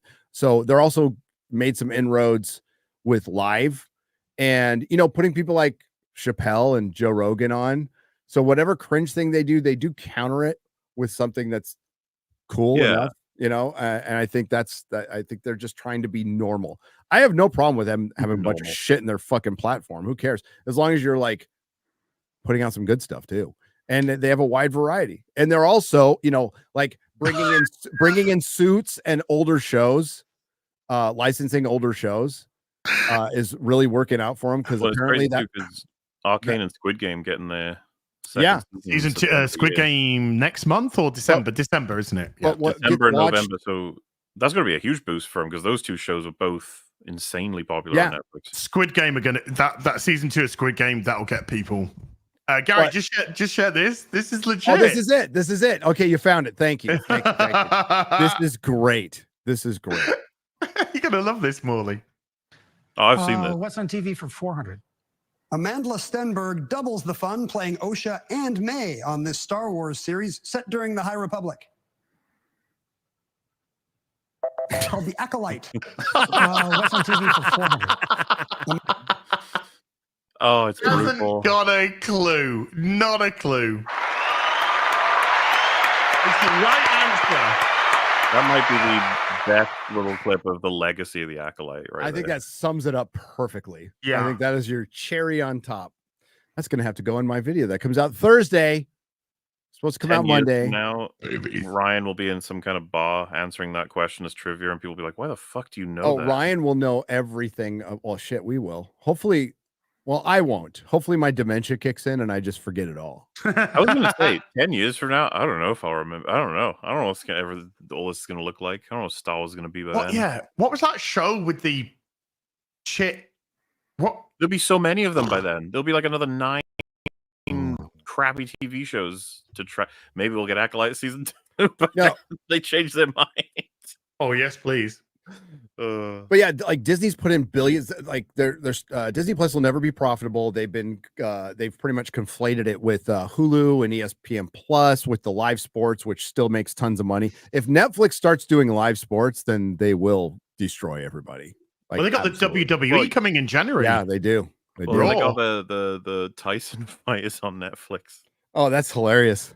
I'm gonna watch it. The Jake Paul Tyson fight? I'm gonna watch that. I'll probably watch the first boxing. I think everyone's gonna watch it. It's gonna be retarded. That's the first boxing match I'll have seen since the last Mike Tyson fight. Yes, pretty much. Yeah, since like Chris Eubank for me probably, or Lennox Lewis or something. Lennox, yeah. When was when's it now scheduled for? Because it was July, then Tyson got injured or ill or whatever. Yeah. So when is it? When is it now? Early next year? No idea. Early next year, I think. Oh, okay. All right, let's get soups. We got what is your assessment of McMahon? I thought it was a fantastic documentary. Oh, sweet. Okay. I loved it. I absolutely loved it. There's a lot of stuff there that I knew, but it compiled it in a really good way. And there was some stuff that I didn't know, and I liked the way they went through the various eras. Yeah, they blew over certain things, but overall I found it fascinating. I was absolutely riveted to when I watched it. Yeah. What do you think of the criticism that they didn't do a very good job of detailing anything beyond a surface level? Well, like I said, they did the old school stuff pretty well, but as soon as they hit the Attitude Era, it got very surface level. I actually, funnily enough, felt that way about. I thought maybe this was just my own bias, but I was waiting for them to give me a little profile and background on people like Undertaker and Kane. Yeah, they only got around to The Rock, Stone Cold, and didn't even talk about Kurt Angle. They did touch on the Benoit. They didn't even really talk about Eddie Guerrero. So that they didn't really talk about Test dying. They didn't talk about Crash Holly committing suicide. I think there's enough for part 2. Oh, for sure. Yeah, for sure. If they decide to.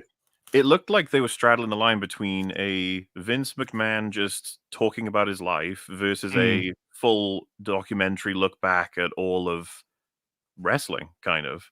Like they were like playing with doing both, because like there's a John Cena section that felt like they did it because they were like, we gotta have a John Cena section because it's John Cena.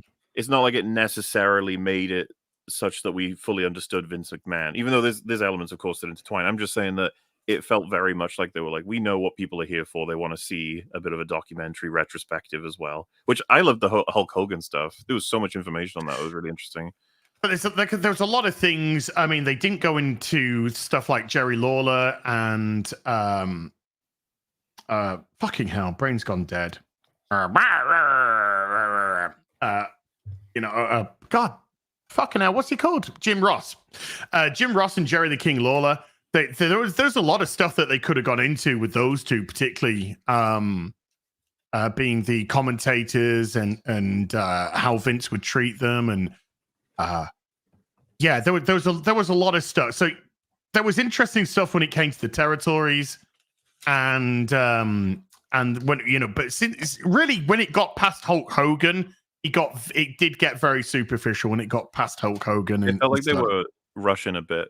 Like even The Rock, I was expecting them to go for longer, but they kind of just blasted through him, just like, yeah, that's who he is, that's what he did. And you're like, oh, okay. Yeah, Stone Cold needed Stone Cold and The Undertaker. They really needed big sections on them. I thought it was weird they didn't. That's disappointing. They don't intro Undertaker in the show. He keeps turning up in other people's storylines, And they don't give him which I felt like the amount of times he shows up, I was like, surely they should have. And Triple H, they give him some stuff, but not like his own story kind of thing. And CM Punk, the whole CM Punk business was not even touched upon, I think which would have been huge. Actually, was in it at all. He was mentioned about being demoted to developmental as a punishment. They never touched on why, and they never went into it, and I don't think he was ever mentioned after that. Yeah, it was my favorite parts of it were listening to the each of them talk about why they felt so passionate about it, what they were doing, how they felt about the fans, and how the show worked, like the sort of synergy that's required. And then what I really liked was them talking about how they have to pass the torch sort of thing, and how they would do it, and how it's a really interesting thing to have it be quote unquote scripted, but there's loads of pieces that are meant to just how it happens is how it happens, And it creates a completely interesting piece of entertainment as a dynamic. And I almost wish they talked more about that, because wrestling's incredibly unique in the kind of stories it tells. I mean, and to be honest with you, the whole pretty much the same fake, story right? every time, and that's just the thing. Guys got beef, guys fight to resolve beef, but it works because of the way that you set up the stories. It works because you set up the feuds, the shit that they do. But there was so much. I was so surprised when it kind of got to after the WC, because even they were documenting the WCW stuff really well. Yeah, the Monday Night Wars, and then that seemed to get sidelined. To the point was just like, oh yeah, then they took over. Yeah, had a little bit with Stone Cold, and when he did his King of the Ring stuff and whatnot, and then I was just like, I was kind of like, you could have done the first season just up until the end of the Monday Night Wars. Yeah. Honestly, I think in retrospect they probably should have, because they're gonna realize, as far as I'm aware, it's pretty popular. It's pretty popular. They could have done a season 2. They still might. They could. Well, they might do a season 2, but not. They might call it Vince McMahon, but obviously there won't be any Vince McMahon. No. Yeah, it was fun for me because I learned a lot more about it than I'd ever really known. I just didn't know how it plays for hyper fans, Yeah, I mean, yeah, but it was good. It was well done, and the interviews were interesting. And it's always funny to hear Hulk Hogan talk, because you don't know if he's saying a word of truth. Well, Hulk Hogan. Terry is a very unreliable narrator, MauLer. Very unreliable narrator. I went back on the unfortunately named Peacock Network, and I watched WrestleMania 1 and 2. Ooh, that was fun. And they were talking about how WrestleMania 3 was the big one. That was the one that really put it on the map. Yeah, well, it was that, and MTV was involved back in the 80s, right? So they were heavily involved in the wrestling stuff, and that's when Cyndi Lauper was there. They did talk about Cyndi Lauper. They gave her a good bit, which I loved. I really enjoyed that. But yeah, I mean, they didn't really go into China You know, everything with China as well. There was a lot that There's so many dead wrestlers. So many dead wrestlers. Well, just the whole thing with China and Triple H, because they were a couple. They make it pretty clear in the thing that is a dangerous fucking profession. Like, yeah, oh yeah, but it is. But it is. It's predetermined, but it's That's not. It's what I was about to say. Fucking hard. It feels like the sort of brain dead take is to be like, it's fake, right? The interesting take is, it's real, right? Like, as in, obviously it's scripted a lot, but so much shit that happens in there is for real. As in, there's a nuance to it that's really interesting to think about. Yeah, I mean, sure. When they're they're doing the selling and they're doing their hits and stuff, and there's ways to hit people which can lessen, but you're still hitting them. You can't fake chair shots to the fucking head. Have you seen Beyond the Mat, MauLer? No. Right. You need to go watch Beyond the Mat right now after this show. And that is an incredible behind the scenes of WWE or WWF at the time. And you really get to see some incredible stuff with Mick Foley and The Rock and Vince. And it was the wrestling documentary. It is the wrestling documentary of all time. And I think, you watch Beyond the Mat and then you call me, you text me, whatever. Is it on Netflix? I'll see if it is. I'll see if it's on Prime as well. But let me see. Beyond the Mat. Beyond the Mat is no, it's not on Netflix. Let's see if it's on Prime. Probably just rent it. Yeah, I'm sure I can find it. Yeah, probably find it on YouTube. Beyond the Mat. Yeah, you might have to watch it with your friend Captain Jack Sparrow.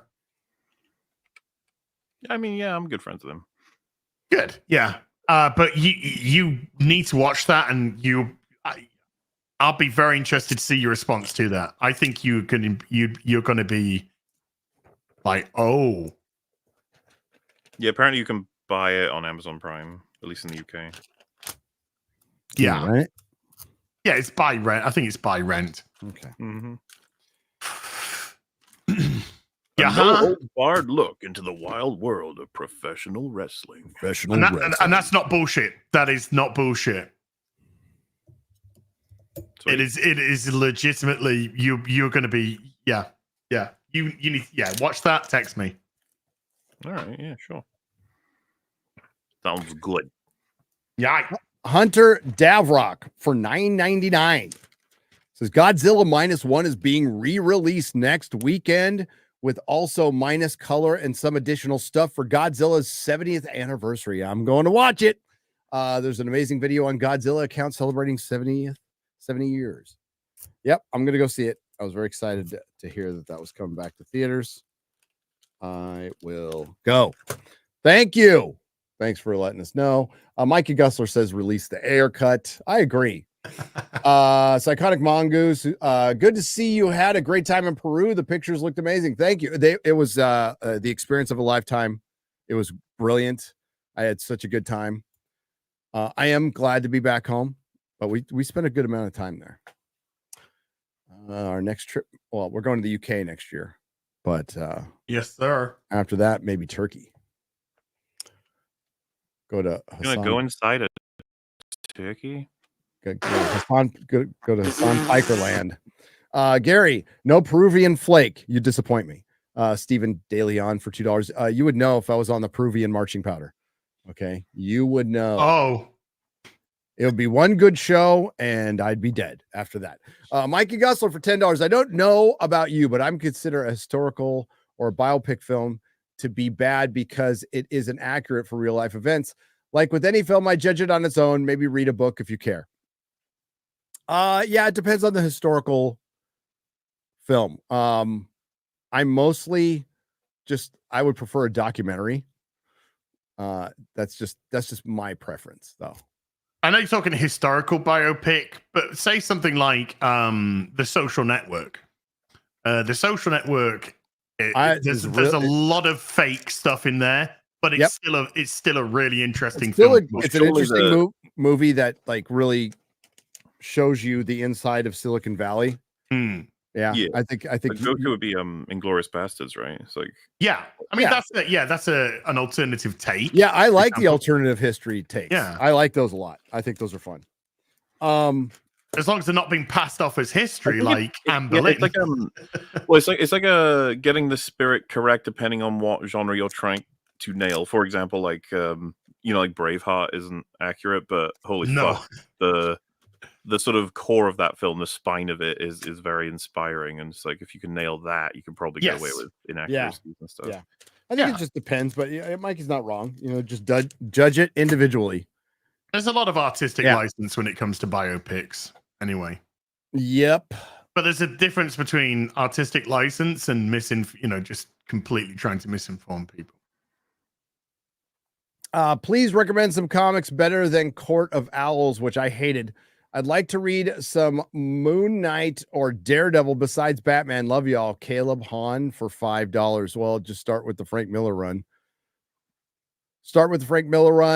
Then go to Born Again for Daredevil. For Moon Knight, Bill Sienkiewicz run, the first run with Mark Spector. Those are the best, in my opinion. There's a lot of retcon going on later. Daredevil, up until when I stopped reading, one of the most consistent comics out there as far as being good, till you get to Mark Waid. Pick up the Longbow Hunters or Mike Grell's Green Arrow run as well. Yeah. It's the same sort of attitude. You probably like them, Caleb. But like even when Daredevil gets out of the Frank Miller run, goes all the way down the line to Andesante, like it's fucking good. It's a good book. Brubaker's run was really good. Like that one a lot on Daredevil. That was fucking good shit. Burns X-Men or something. You're not getting Burns X-Men. Yeah. The Byrne, well, I mean, Claremont, Cockrum, Byrne, X-Men run is one of the greatest runs of all time. Marv Wolfman, George Perez's run on Titans. Yeah. Fuck yeah. Spectacular Spider-Man. That's a fucking good book in the early days. Good stuff. My son was born recently, and I was thinking about how much I want to read him the Redwall books. What is everyone's favorite shows, games, etc. to share with the uninitiated? Says Ultimate Breaker 240 for $19.99. Batman the Animated Series. This is all just going to be my favorite stuff. Yeah. That's pretty much the answer to that. But as far as like everybody's favorite books, I mean, mine are known. Mine are well known, I think. But yeah, it'd be great to read The Hobbit and Lord of the Rings with your kiddo and watch the the Bacon Rat. Transformers 1984 cartoon. The whole old Hobbit cartoon. The Ralph Bakshi, Lord Batman of the Rings. Robin. They're coming. The hot toys of Here's those are one. coming out soon. Here's a cartoon. With your kid, watch Avengers: Earth's Mightiest Heroes. It's fucking Dungeons really and Dragons cartoon from the 80s as well. Really good. Great. Watched all that shit with my kid. Batman: Brave and the Bold. Fun. UC's 31, Thundercats. Oh yeah. Fucking hell, it's good. Despite all my rage, Gary's still just late and gay, says Clint Beastwood. You are not wrong. Zeddy Boy says Mr. Krabs found something worth more than money. Yeah, Mr. Krabs got shanked, but he survived in the Penguin. Oh yeah. I like that, but holy fuck, I was worried. I was like, I was like, Jesus Christ, they're not kidding. I was like, whoa, this is moving a little too fast for me. When they cut away, I was like, no, he's gonna turn it around. Oh, not that part. I thought he was fine on that part. I was worried about when Sophia arrived. I was like, please don't let her. I didn't think Sophia was gonna kill him. No, I didn't think so. I didn't. I mean, as far as predictable is concerned, I knew they were going to ask for an alliance. I thought that was the enemy of my enemy is my friend moment. I will say there's a hell of a lot of betrayals to the point where I would be like, the heel turns are in. Some collateral, maybe. I don't know. True Almighty Outcast says, why are episodes taking so long to show up on podcasts? Probably because Garrett was traveling with me in Peru. So we'll fix that. We will fix that today. But thanks for asking. Thanks for being interested. I appreciate that. Big Ounce for $5. Marvel versus DC weekly fight. Barry Allen versus Bruce Banner. Highest potential for both. I think it's a war of attrition by Barry, who would lose by the way of Regan. Regen. Sorry, I say Regan. I'm tired. Ronald Regan. By way of regen. Is it because like Bruce is just unkillable essentially? Well, the Flash could get to Bruce before he could change. He could. Well, I was gonna say, couldn't I feel like the Flash wins, right? No, not a chance. Why? But if it's Bruce Banner, he's Bruce Banner before it's he can Bruce get Banner. Oh yeah, he did say Bruce Banner. Maybe he gets to him, but Bruce Banner's kind of unkillable because he turns into the Hulk. What if he snaps his neck? But he won't have. By the time he starts to snap the neck, he turns into the Hulk. Even still, though, like, wouldn't it just be a stalemate? Well, war of attrition is probably. Well, the Flash can always outrun the Hulk. That's no. You can run away. Yeah, he can run away. I guess. Well, but he could also launch him into space, and then just the Hulk's gonna have to get his way back somehow.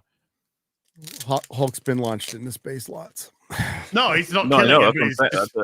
Yeah, I'm not saying he dies. I'm just saying that stalemates it, right? Because he's got to find a way back to Earth. He ties him to Icarus, and Icarus flies into the sun the quickest that anyone's ever flown in their life. What if the Flash goes back in time and kills Bruce before he even becomes the Hulk? Oh, gets on the treadmill. Yes. Gets on the treadmill. Yeah. Hey, congratulations, Big Ounce. You actually did one that we could talk about. Yeah, the Flash and the Hulk, two of the most famous heroes of all time. Birdman 52021 for $10 says, on my way to San Antonio now for my second meetup. All right. See Nerdrotic and G&G crew soon. Hail to the fellowship. Hail to you. See you soon. See you mañana. See you mañana. Big Ounce for 20 says, have you guys heard about Destiny destroying the Nazis platform? That is Twitch. Oh, the Nazi? Is that what it's supposed to say? Yeah, I okay. think so. Nazi platform, which is Twitch. Thing. Yeah. Hassan said just bad things as Hitler as this point. It's funny. Denmis, Frogan, and others. It says Denmis. I don't know what Denmis is. No, I know. They mean Denims. Dennis. Who's Denims? Denims. It says Denmis. I don't know what fucking Twitch names are. It could be Floggerborn. I don't fucking know. Frogan and others have been banned for orbiting around Hisson.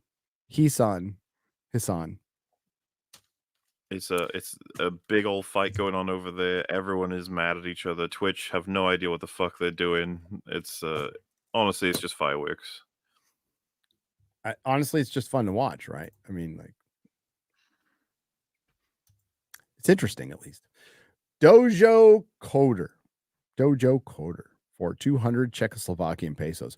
I recently saw 10 minutes of the franchise and I initially died of boredom. I have never seen something so unfunny. Thankfully, I was resurrected by watching The Penguin. I wish we had more of that. Hail. There you go. Have you seen the first episode, Gary? Of the franchise? No. I watched it with Rags and Fringy, and we didn't laugh or even smile throughout the entire thing. It is exactly just badly written comedy. That's basically it. Whoever wrote it, I'm sorry, you're not ready. Like the jokes are just so lame. There's so many ones you could see coming a mile away, and then there's so many they're clearly proud of themselves for certain payoffs. And the sad thing, dude, is there's quite a few like actors who are good. Like Richard E. Grant, isn't it? Yeah. It's like just let him write it. Like he's gonna be funnier than you. Yeah, that's sad. Oh well. So I have one episode was enough for me. I was like, the only way I'm watching more of this is if one of you guys watch the whole thing and tell me to check it out. But what did we say this year was going to be? Holdover bullshit. So much stuff was delayed. And we're so late in the year that maybe people have forgotten like half of the movies and TV shows that were supposed to come out this year are delayed to next year. And they're ready. But a lot of it was uncertainty about the strike and to fill in blanks because of the delays from the strikes, which are going to reach out 2 years, right? But it was also a lot of holdover just shit that was delayed from before. So it's no surprise they didn't fucking promote it or anything. And God, we've gotten so much bad this year. It's hard to decide because we can all say The Acolyte's probably the worst thing we saw this year. Or is it? Is it Joker 2? Is it the American Society of Magical Negroes? What is it? Madam Web. Madam Web. Hey, Molly, this might interest you. You know that Assassin's Creed game that they said is going to be so popular that pre-orders are so good? Uh-huh. Okay. Well, they've dropped the price of the collector's edition by $50 and have cancelled the season pass on the game. They've also cancelled early access to the game as well. What does that mean? They've cancelled the season pass and the early access. What's going on? It means to me that says they are desperate for day one sales. Damn. Desperate for day one sales. Yeah, they're doing everything they can to get a decent next meeting with the shareholders, I guess. Oh shit. Ubisoft are going down, huh? Oh, like fucking Hercule, the French fighter pilot. Teletrend 69 for $19.99. Gary, with you coming to Grand Rapids Comic-Con and possibly doing a panel, any chance for you and Drinker Fellowship collab meet up? Also check out Vault of Midnight.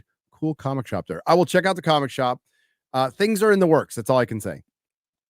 Possibility of me maybe moderating a panel and then me and Drinker doing something. We have to talk about it though.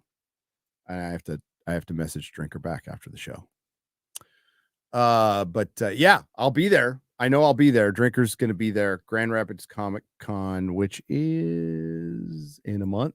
So my calendar's not coming up. So I think it's the 16th, 17th of November, but don't quote me on that. Thank you. Hope to see you there. Hope to see you there. Let's go to Ministry of Wrong Thing for $9.99. Hold up. We love Silverback. People took unfair shots at him. Is Az Harambe? Reincarnated. Well, Az is going to say he's Harambe, but dicks out. R.I.P. Steve De Leon for $2. Az World of Warcraft stream when with MauLer.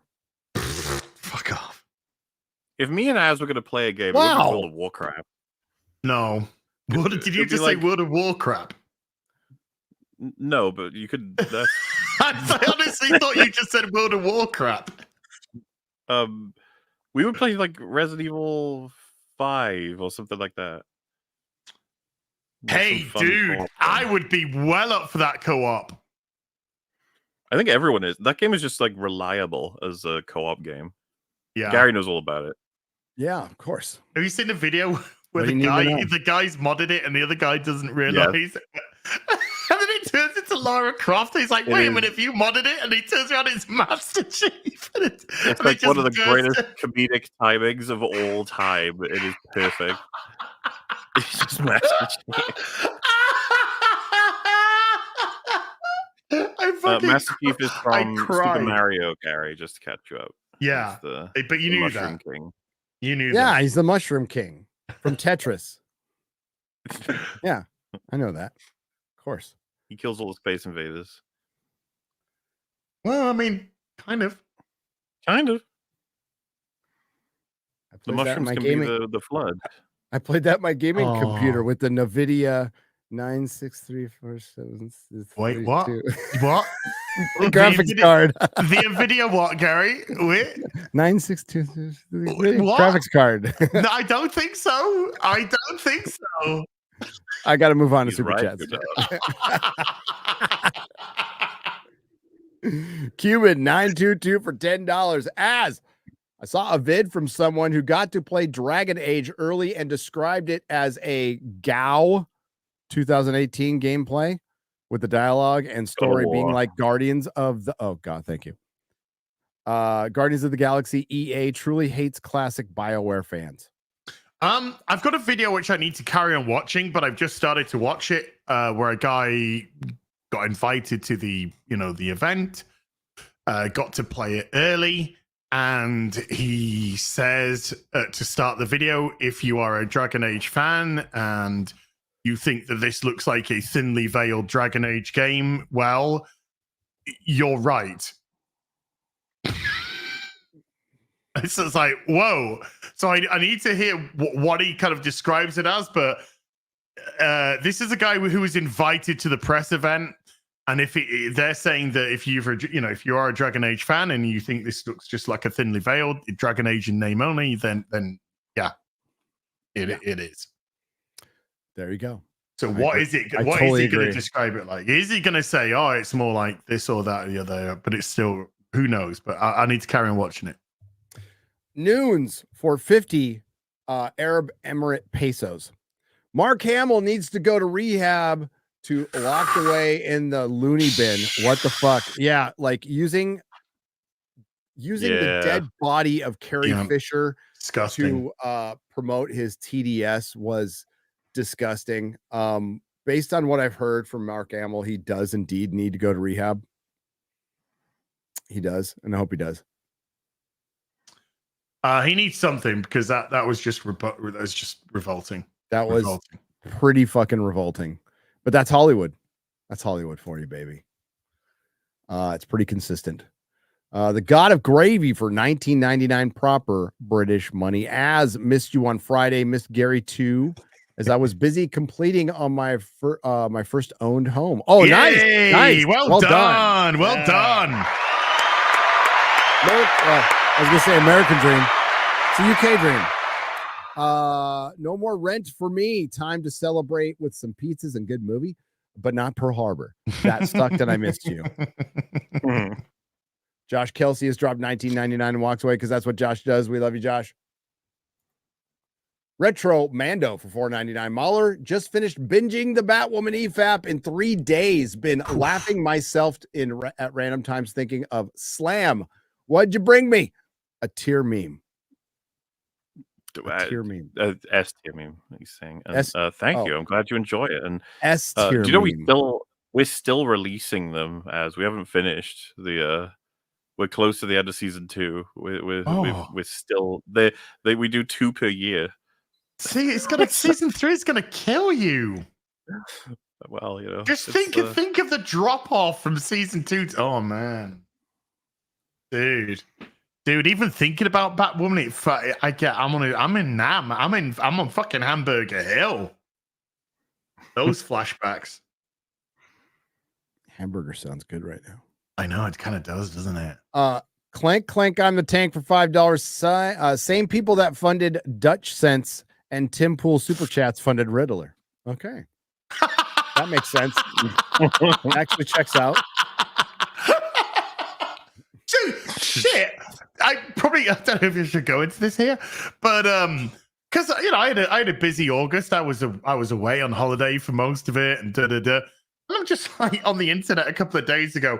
And I just hear all this fucking shit about Lauren Chen and the fucking Russian funding this and that, and all these people who have been given money to make these videos. And I'm just like, what the fuck have I missed? What the fuck is going on here? She's on all the fucking channels, gone. YouTube's gone by.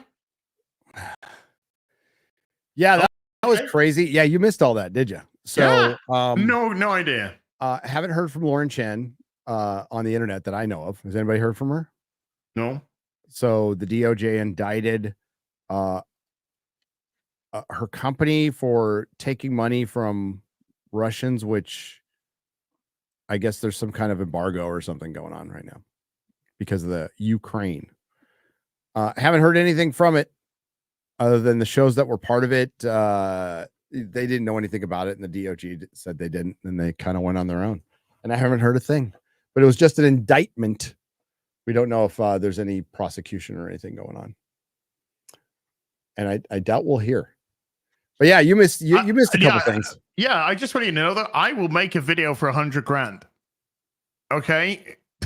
Vladimir will fund your video. Vlad, if you want to give me $100,000, I'll fucking make a video on whatever you want, buddy. Watching with the wife and our new baby girl, and who has just arrived. Congratulations. Can't wait for her brother and sister to meet her. This Blade 0351 for $5. Oh, that's a good time. They grow up so fast, and then they leave, and then you're like, thank God they left. And then they hate you. And then they hate you. No, my kid likes me. My kid was hitting me up. I get random texts from like I'm on Machu Picchu. I get a text from Logan. Why does DC hate Ted Cord so much? And I'm like, I don't know, son. They really do, though. They really. It was Jaime Reyes. It wasn't Ted Cord. It was Jaime Reyes. Well, I think he was just mentioning. But Ted Cord's a white guy, so he's another rich white guy. So got to get rid of that. Bye, Ted. Male and stale is pale, except for the box office this year. Wilson Tavares for $5 or Tavares. Sorry. White and funny equals money. There you go. Sorry, but with universes, Batman and Superman being killers is now canon, whether you like it or not. Yeah, I mean, it's canon in another universe.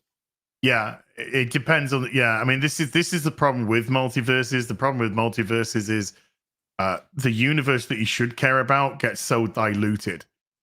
So if they're not a killer in that universe, then that is the prime universe. Then they're not killers. But all these other ones, in other universes they are. But Steve Daly on for $5. Listening to the wanker from Brighton do a Texas accent is hilarious. Okay, now MauLer, do a Boston accent. You probably can. You probably can, yeah. Boston. How does that go again? Boston. You got a bucket of quarter. I got to park the car. Oh, it's the guys. It's the Departed. They have Boston accents, right? Yeah. Penguin's mum. Penguin's mum's got a heavy Boston accent, hasn't she? When that Mark Wahlberg, when he's like, they're like, who are you? And he's like, I'm the guy who's doing his job. He must be the other guy. Ted. Yeah, think Ted. Think Ted. Yeah. I love Departed. It's fun. There you go. Shout out West Texas. Hail West Texas. That's where Garrett's from. Garrett's from West Texas. I'm in I don't know, what region am I considered to be in, Steve De Leon, with San Antonio? Kind of like in the middle, right? Mid Texas. Sure. I'm not in Austin. That's all I can say. Tex-Mex. I like Tex-Mex. That sounds good too right now. I'm obviously hungry because I haven't eaten. Yeah, I'm gonna eat as soon as this is over. What's the name of the new Transformer run? Carl Anderson for $2. Transformers. That's it. It's just called Transformers. It's by Skybound, though. You can put Skybound Transformers. Have you guys tried any of the Ghost Machine stuff? Geiger, Redcoat, Junkyard Joe? No. Howie. Like Geiger, the artist? Geiger, say Giga. Geiger. I say Geiger. I know it's supposed to be Giga. What do you mean you say that's not his name? Dude, that's not fair. It's fair if I've been saying it longer than I've heard it spoken to me. But that's you know this. Him pronouncing his name. He's dead, so he's irrelevant right now. I'm gonna stay. You know what?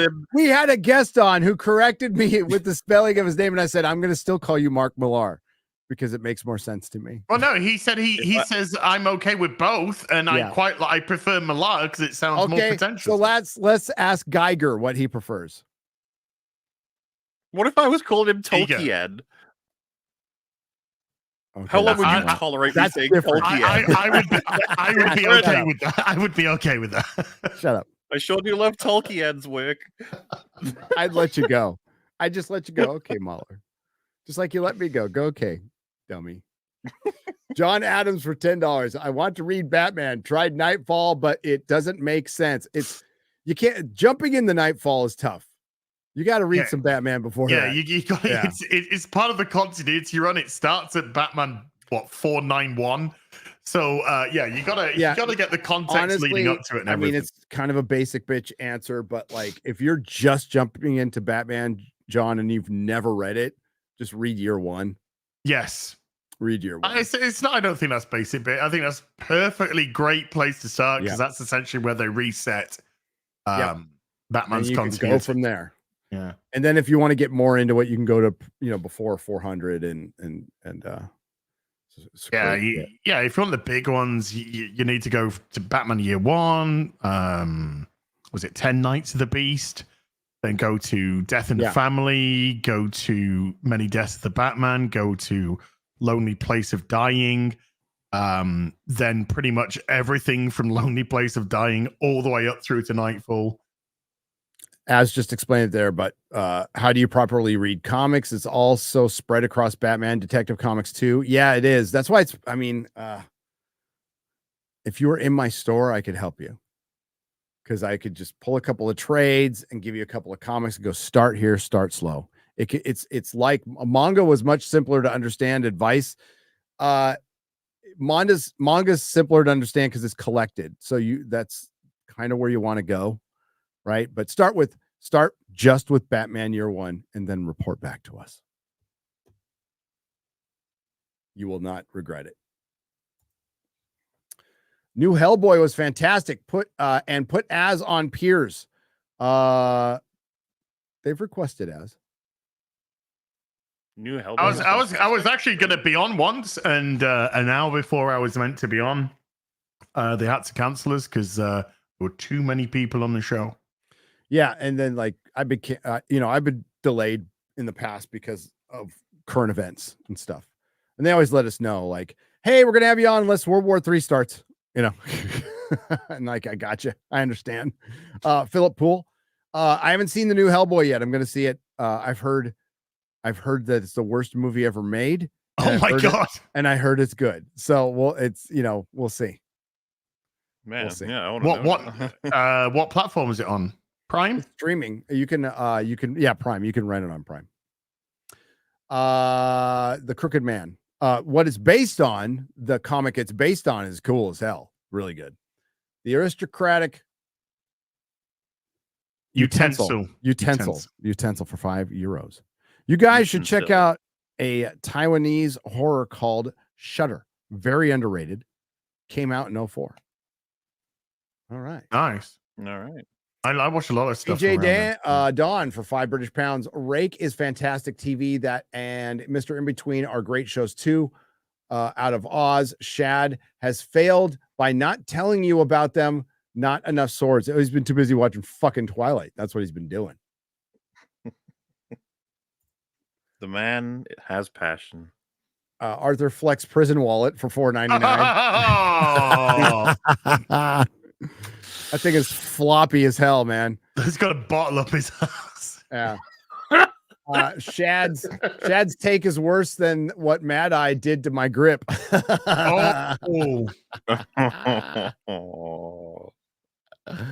Oh no. Oh no. Hang on. All right. We got Patrick C for $49.99. I can't wait for child actors and Skeleton Crew and The Acolyte to be featured in their own Quiet on the Set documentary years from now. And after they're all been transitioned, bad reviews and comments will be the least of their worries. Yes. Parents, if you love your children, don't let them go to Hollywood ever. Well, don't let them fucking scroll across old tweets telling them they suck or whatever. Like, why would you ever? Yeah. Let them do fun children things. Yeah. It's a kid's show. It probably will be inconsequential.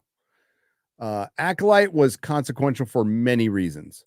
Number one, it was predictably bad. The nanosecond it was announced, what was the first thought in your head? Dog shit. Well, it wasn't just the fact it was announced. It was announced with Leslie Headland's name attached to it. Yeah.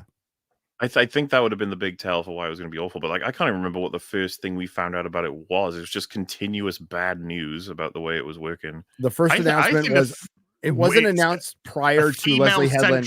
It was going to be a female-centric Star Wars produced TV by Leslie show. Headland. Produced by Leslie Headland. Well, and that it was like immediately talking about I was going to fuck up the lore as well. Well, one of the things they said was one of the things I read was it was going to sort of like about Leslie Headland's lesbian direction or whatever. I just remember hearing that kind of stuff. It was going to introduce, lesbians to Star Wars or some shit.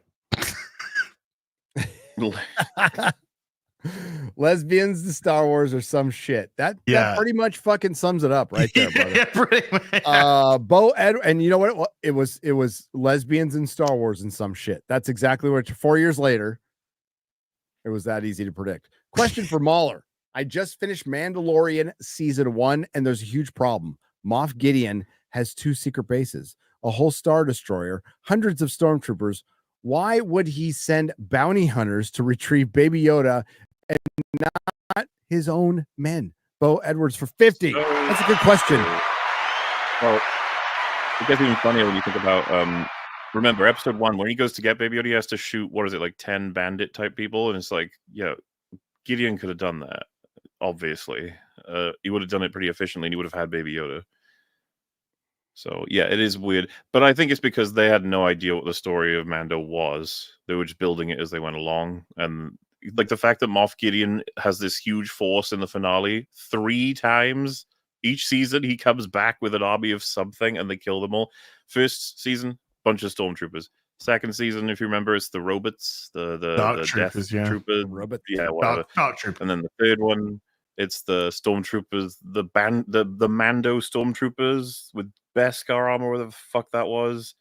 It's all gimmicks, and I hate it. And they have no idea. The character hasn't even been developed properly, but he's gonna come back and do something again. I'm sure. I can't wait. It's gonna be great. That's right. Gus, Darth Gus.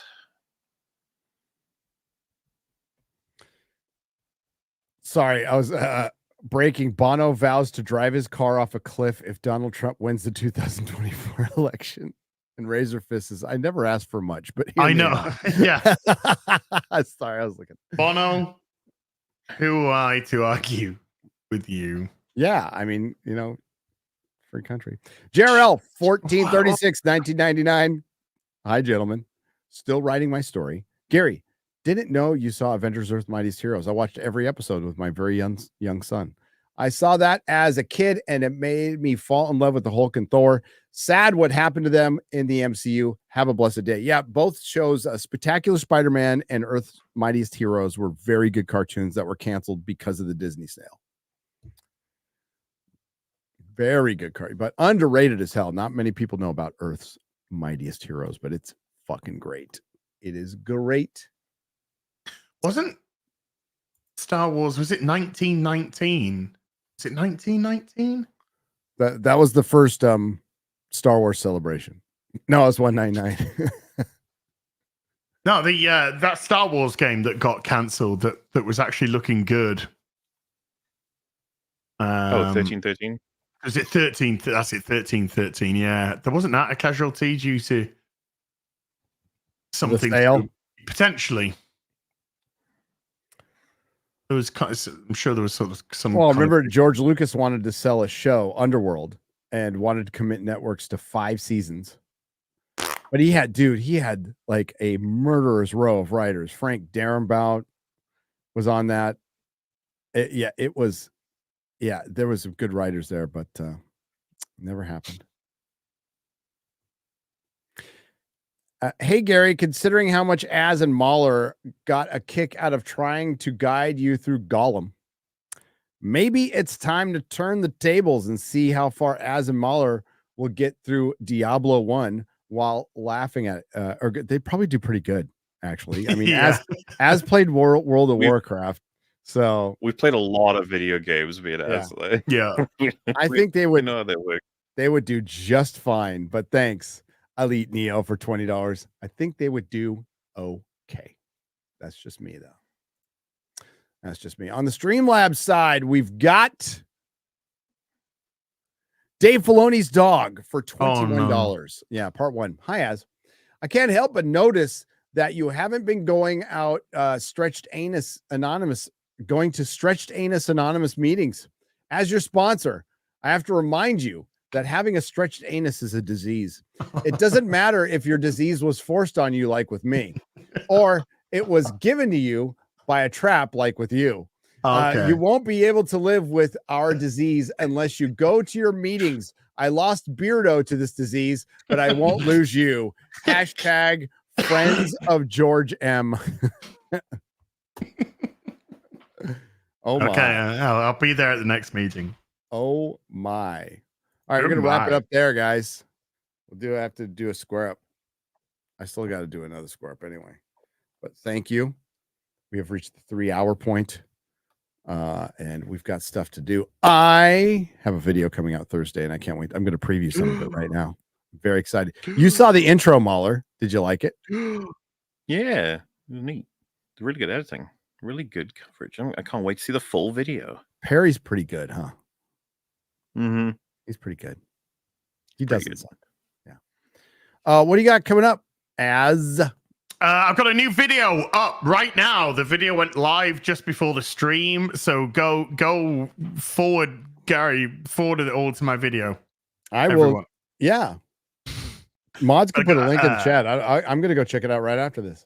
Yeah, I got a new video up on the channel right now. Go fuck off. You click on no, I can't say that. YouTube tell you off for that. So yeah, go watch that out. Go check it out. DC Comics unveils its new villain, straight white man in space. And other than that, EFAP on Saturday. God, I sucks. I wanted to go to this. Ripper the Silverback tomorrow night, 7:30 UK time, 1:30 Central. Thursday, probably video. I think Thursday, I might stream Dustborn. Wow. I'm gonna do it. I'm gonna do it.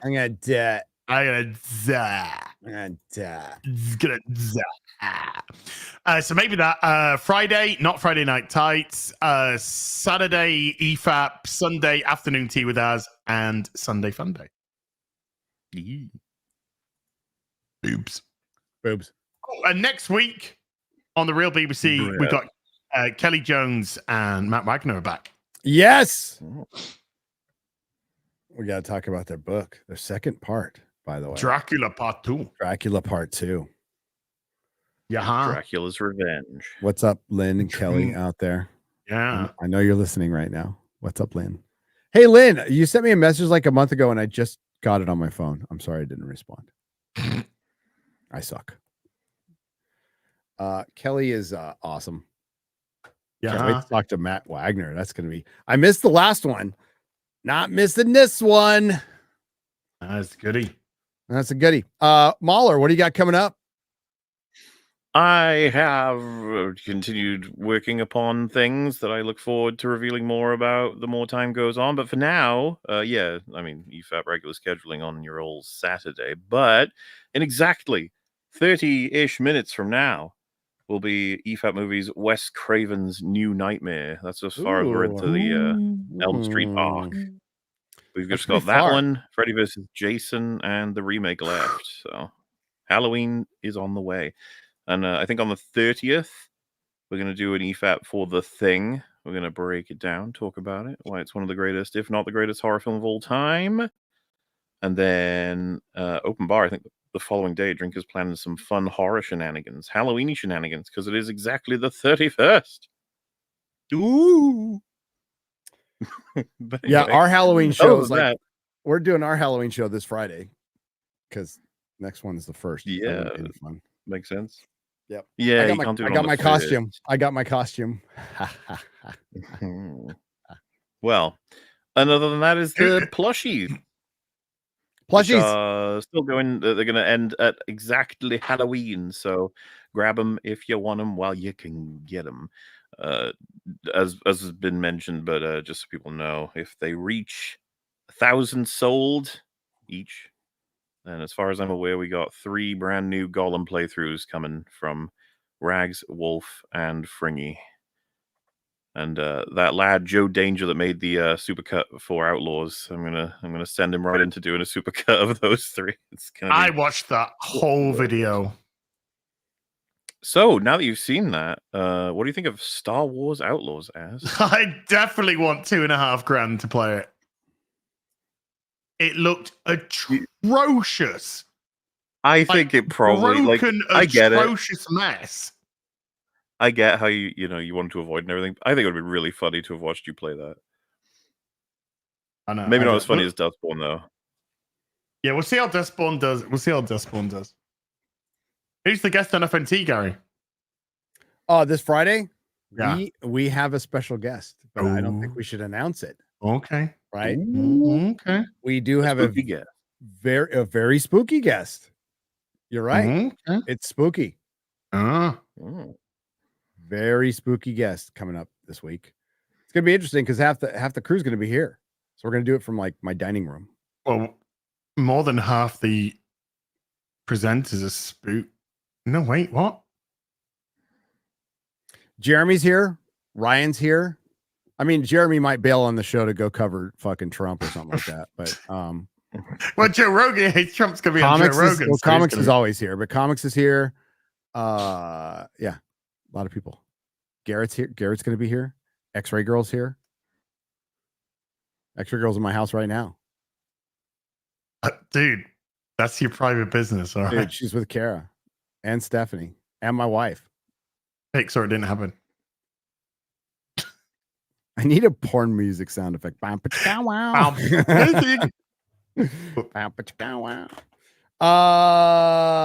Yes, Friday Night Tights, a very special guest we got coming up. I'm sorry I'm missing the Saturday AFAP thing. It's going to be fun as hell. We have a meetup tomorrow. RSVP is in the description. Starts at 7:30. We do have some spots left, but not many. I will also be at the Space Con on Saturday doing a panel and appearing at the Ripaverse booth from 11 a.m. to 1 p.m. Come by and say hello. I'll be just chilling, hanging out. I think Star Wars Theory is going to be there. Gina Carano is going to be at Space Con. The Geeks and Gamers crew have their own booth, I believe. Of course, the previously mentioned Ripaverse people are all going to be there. It's going to be fun. We're going to have a good time. Going to run around like knuckleheads. I'm going to shop at the convention too. So I'll be walking around the convention floor for sure. I got some back issues. I got to fill some holes, guys. I got to fill some holes. Don't we all? In my back issues. Video releasing Thursday. Some of you already know what it is. Ooh. Hopefully it's my last Star Wars video of the year and maybe ever. But it's the top 10 Disney Star Wars failures. I had a list and I rearranged the fuck out of it after I talked to MauLer. We managed to sneak some extras on there. We cheated a little bit, but you'll find out. But thanks to the mods. Thanks to everyone who left a super chat donation. Again, there will be a square up by the end of the weekend, maybe Saturday morning. Probably do it Saturday morning when everybody's asleep. And thanks for everybody who participated. Thanks to all the lurkers. Thanks to everybody. This is the best gig in the world. Yeah. And it's actually the hardest job in the world. Really? Yeah. I heard somebody say that. Somebody said that? Yeah. Well, I just want to say publicly that the Nerdrotic team is awesome. I love them. I'm a lucky guy. I just want to say the real BBC team is excellent. Myself, Gary, it's just great. Yep. I think it's a great two-man show. I think it's awesome. Flawlessly running. Hey, that was easy.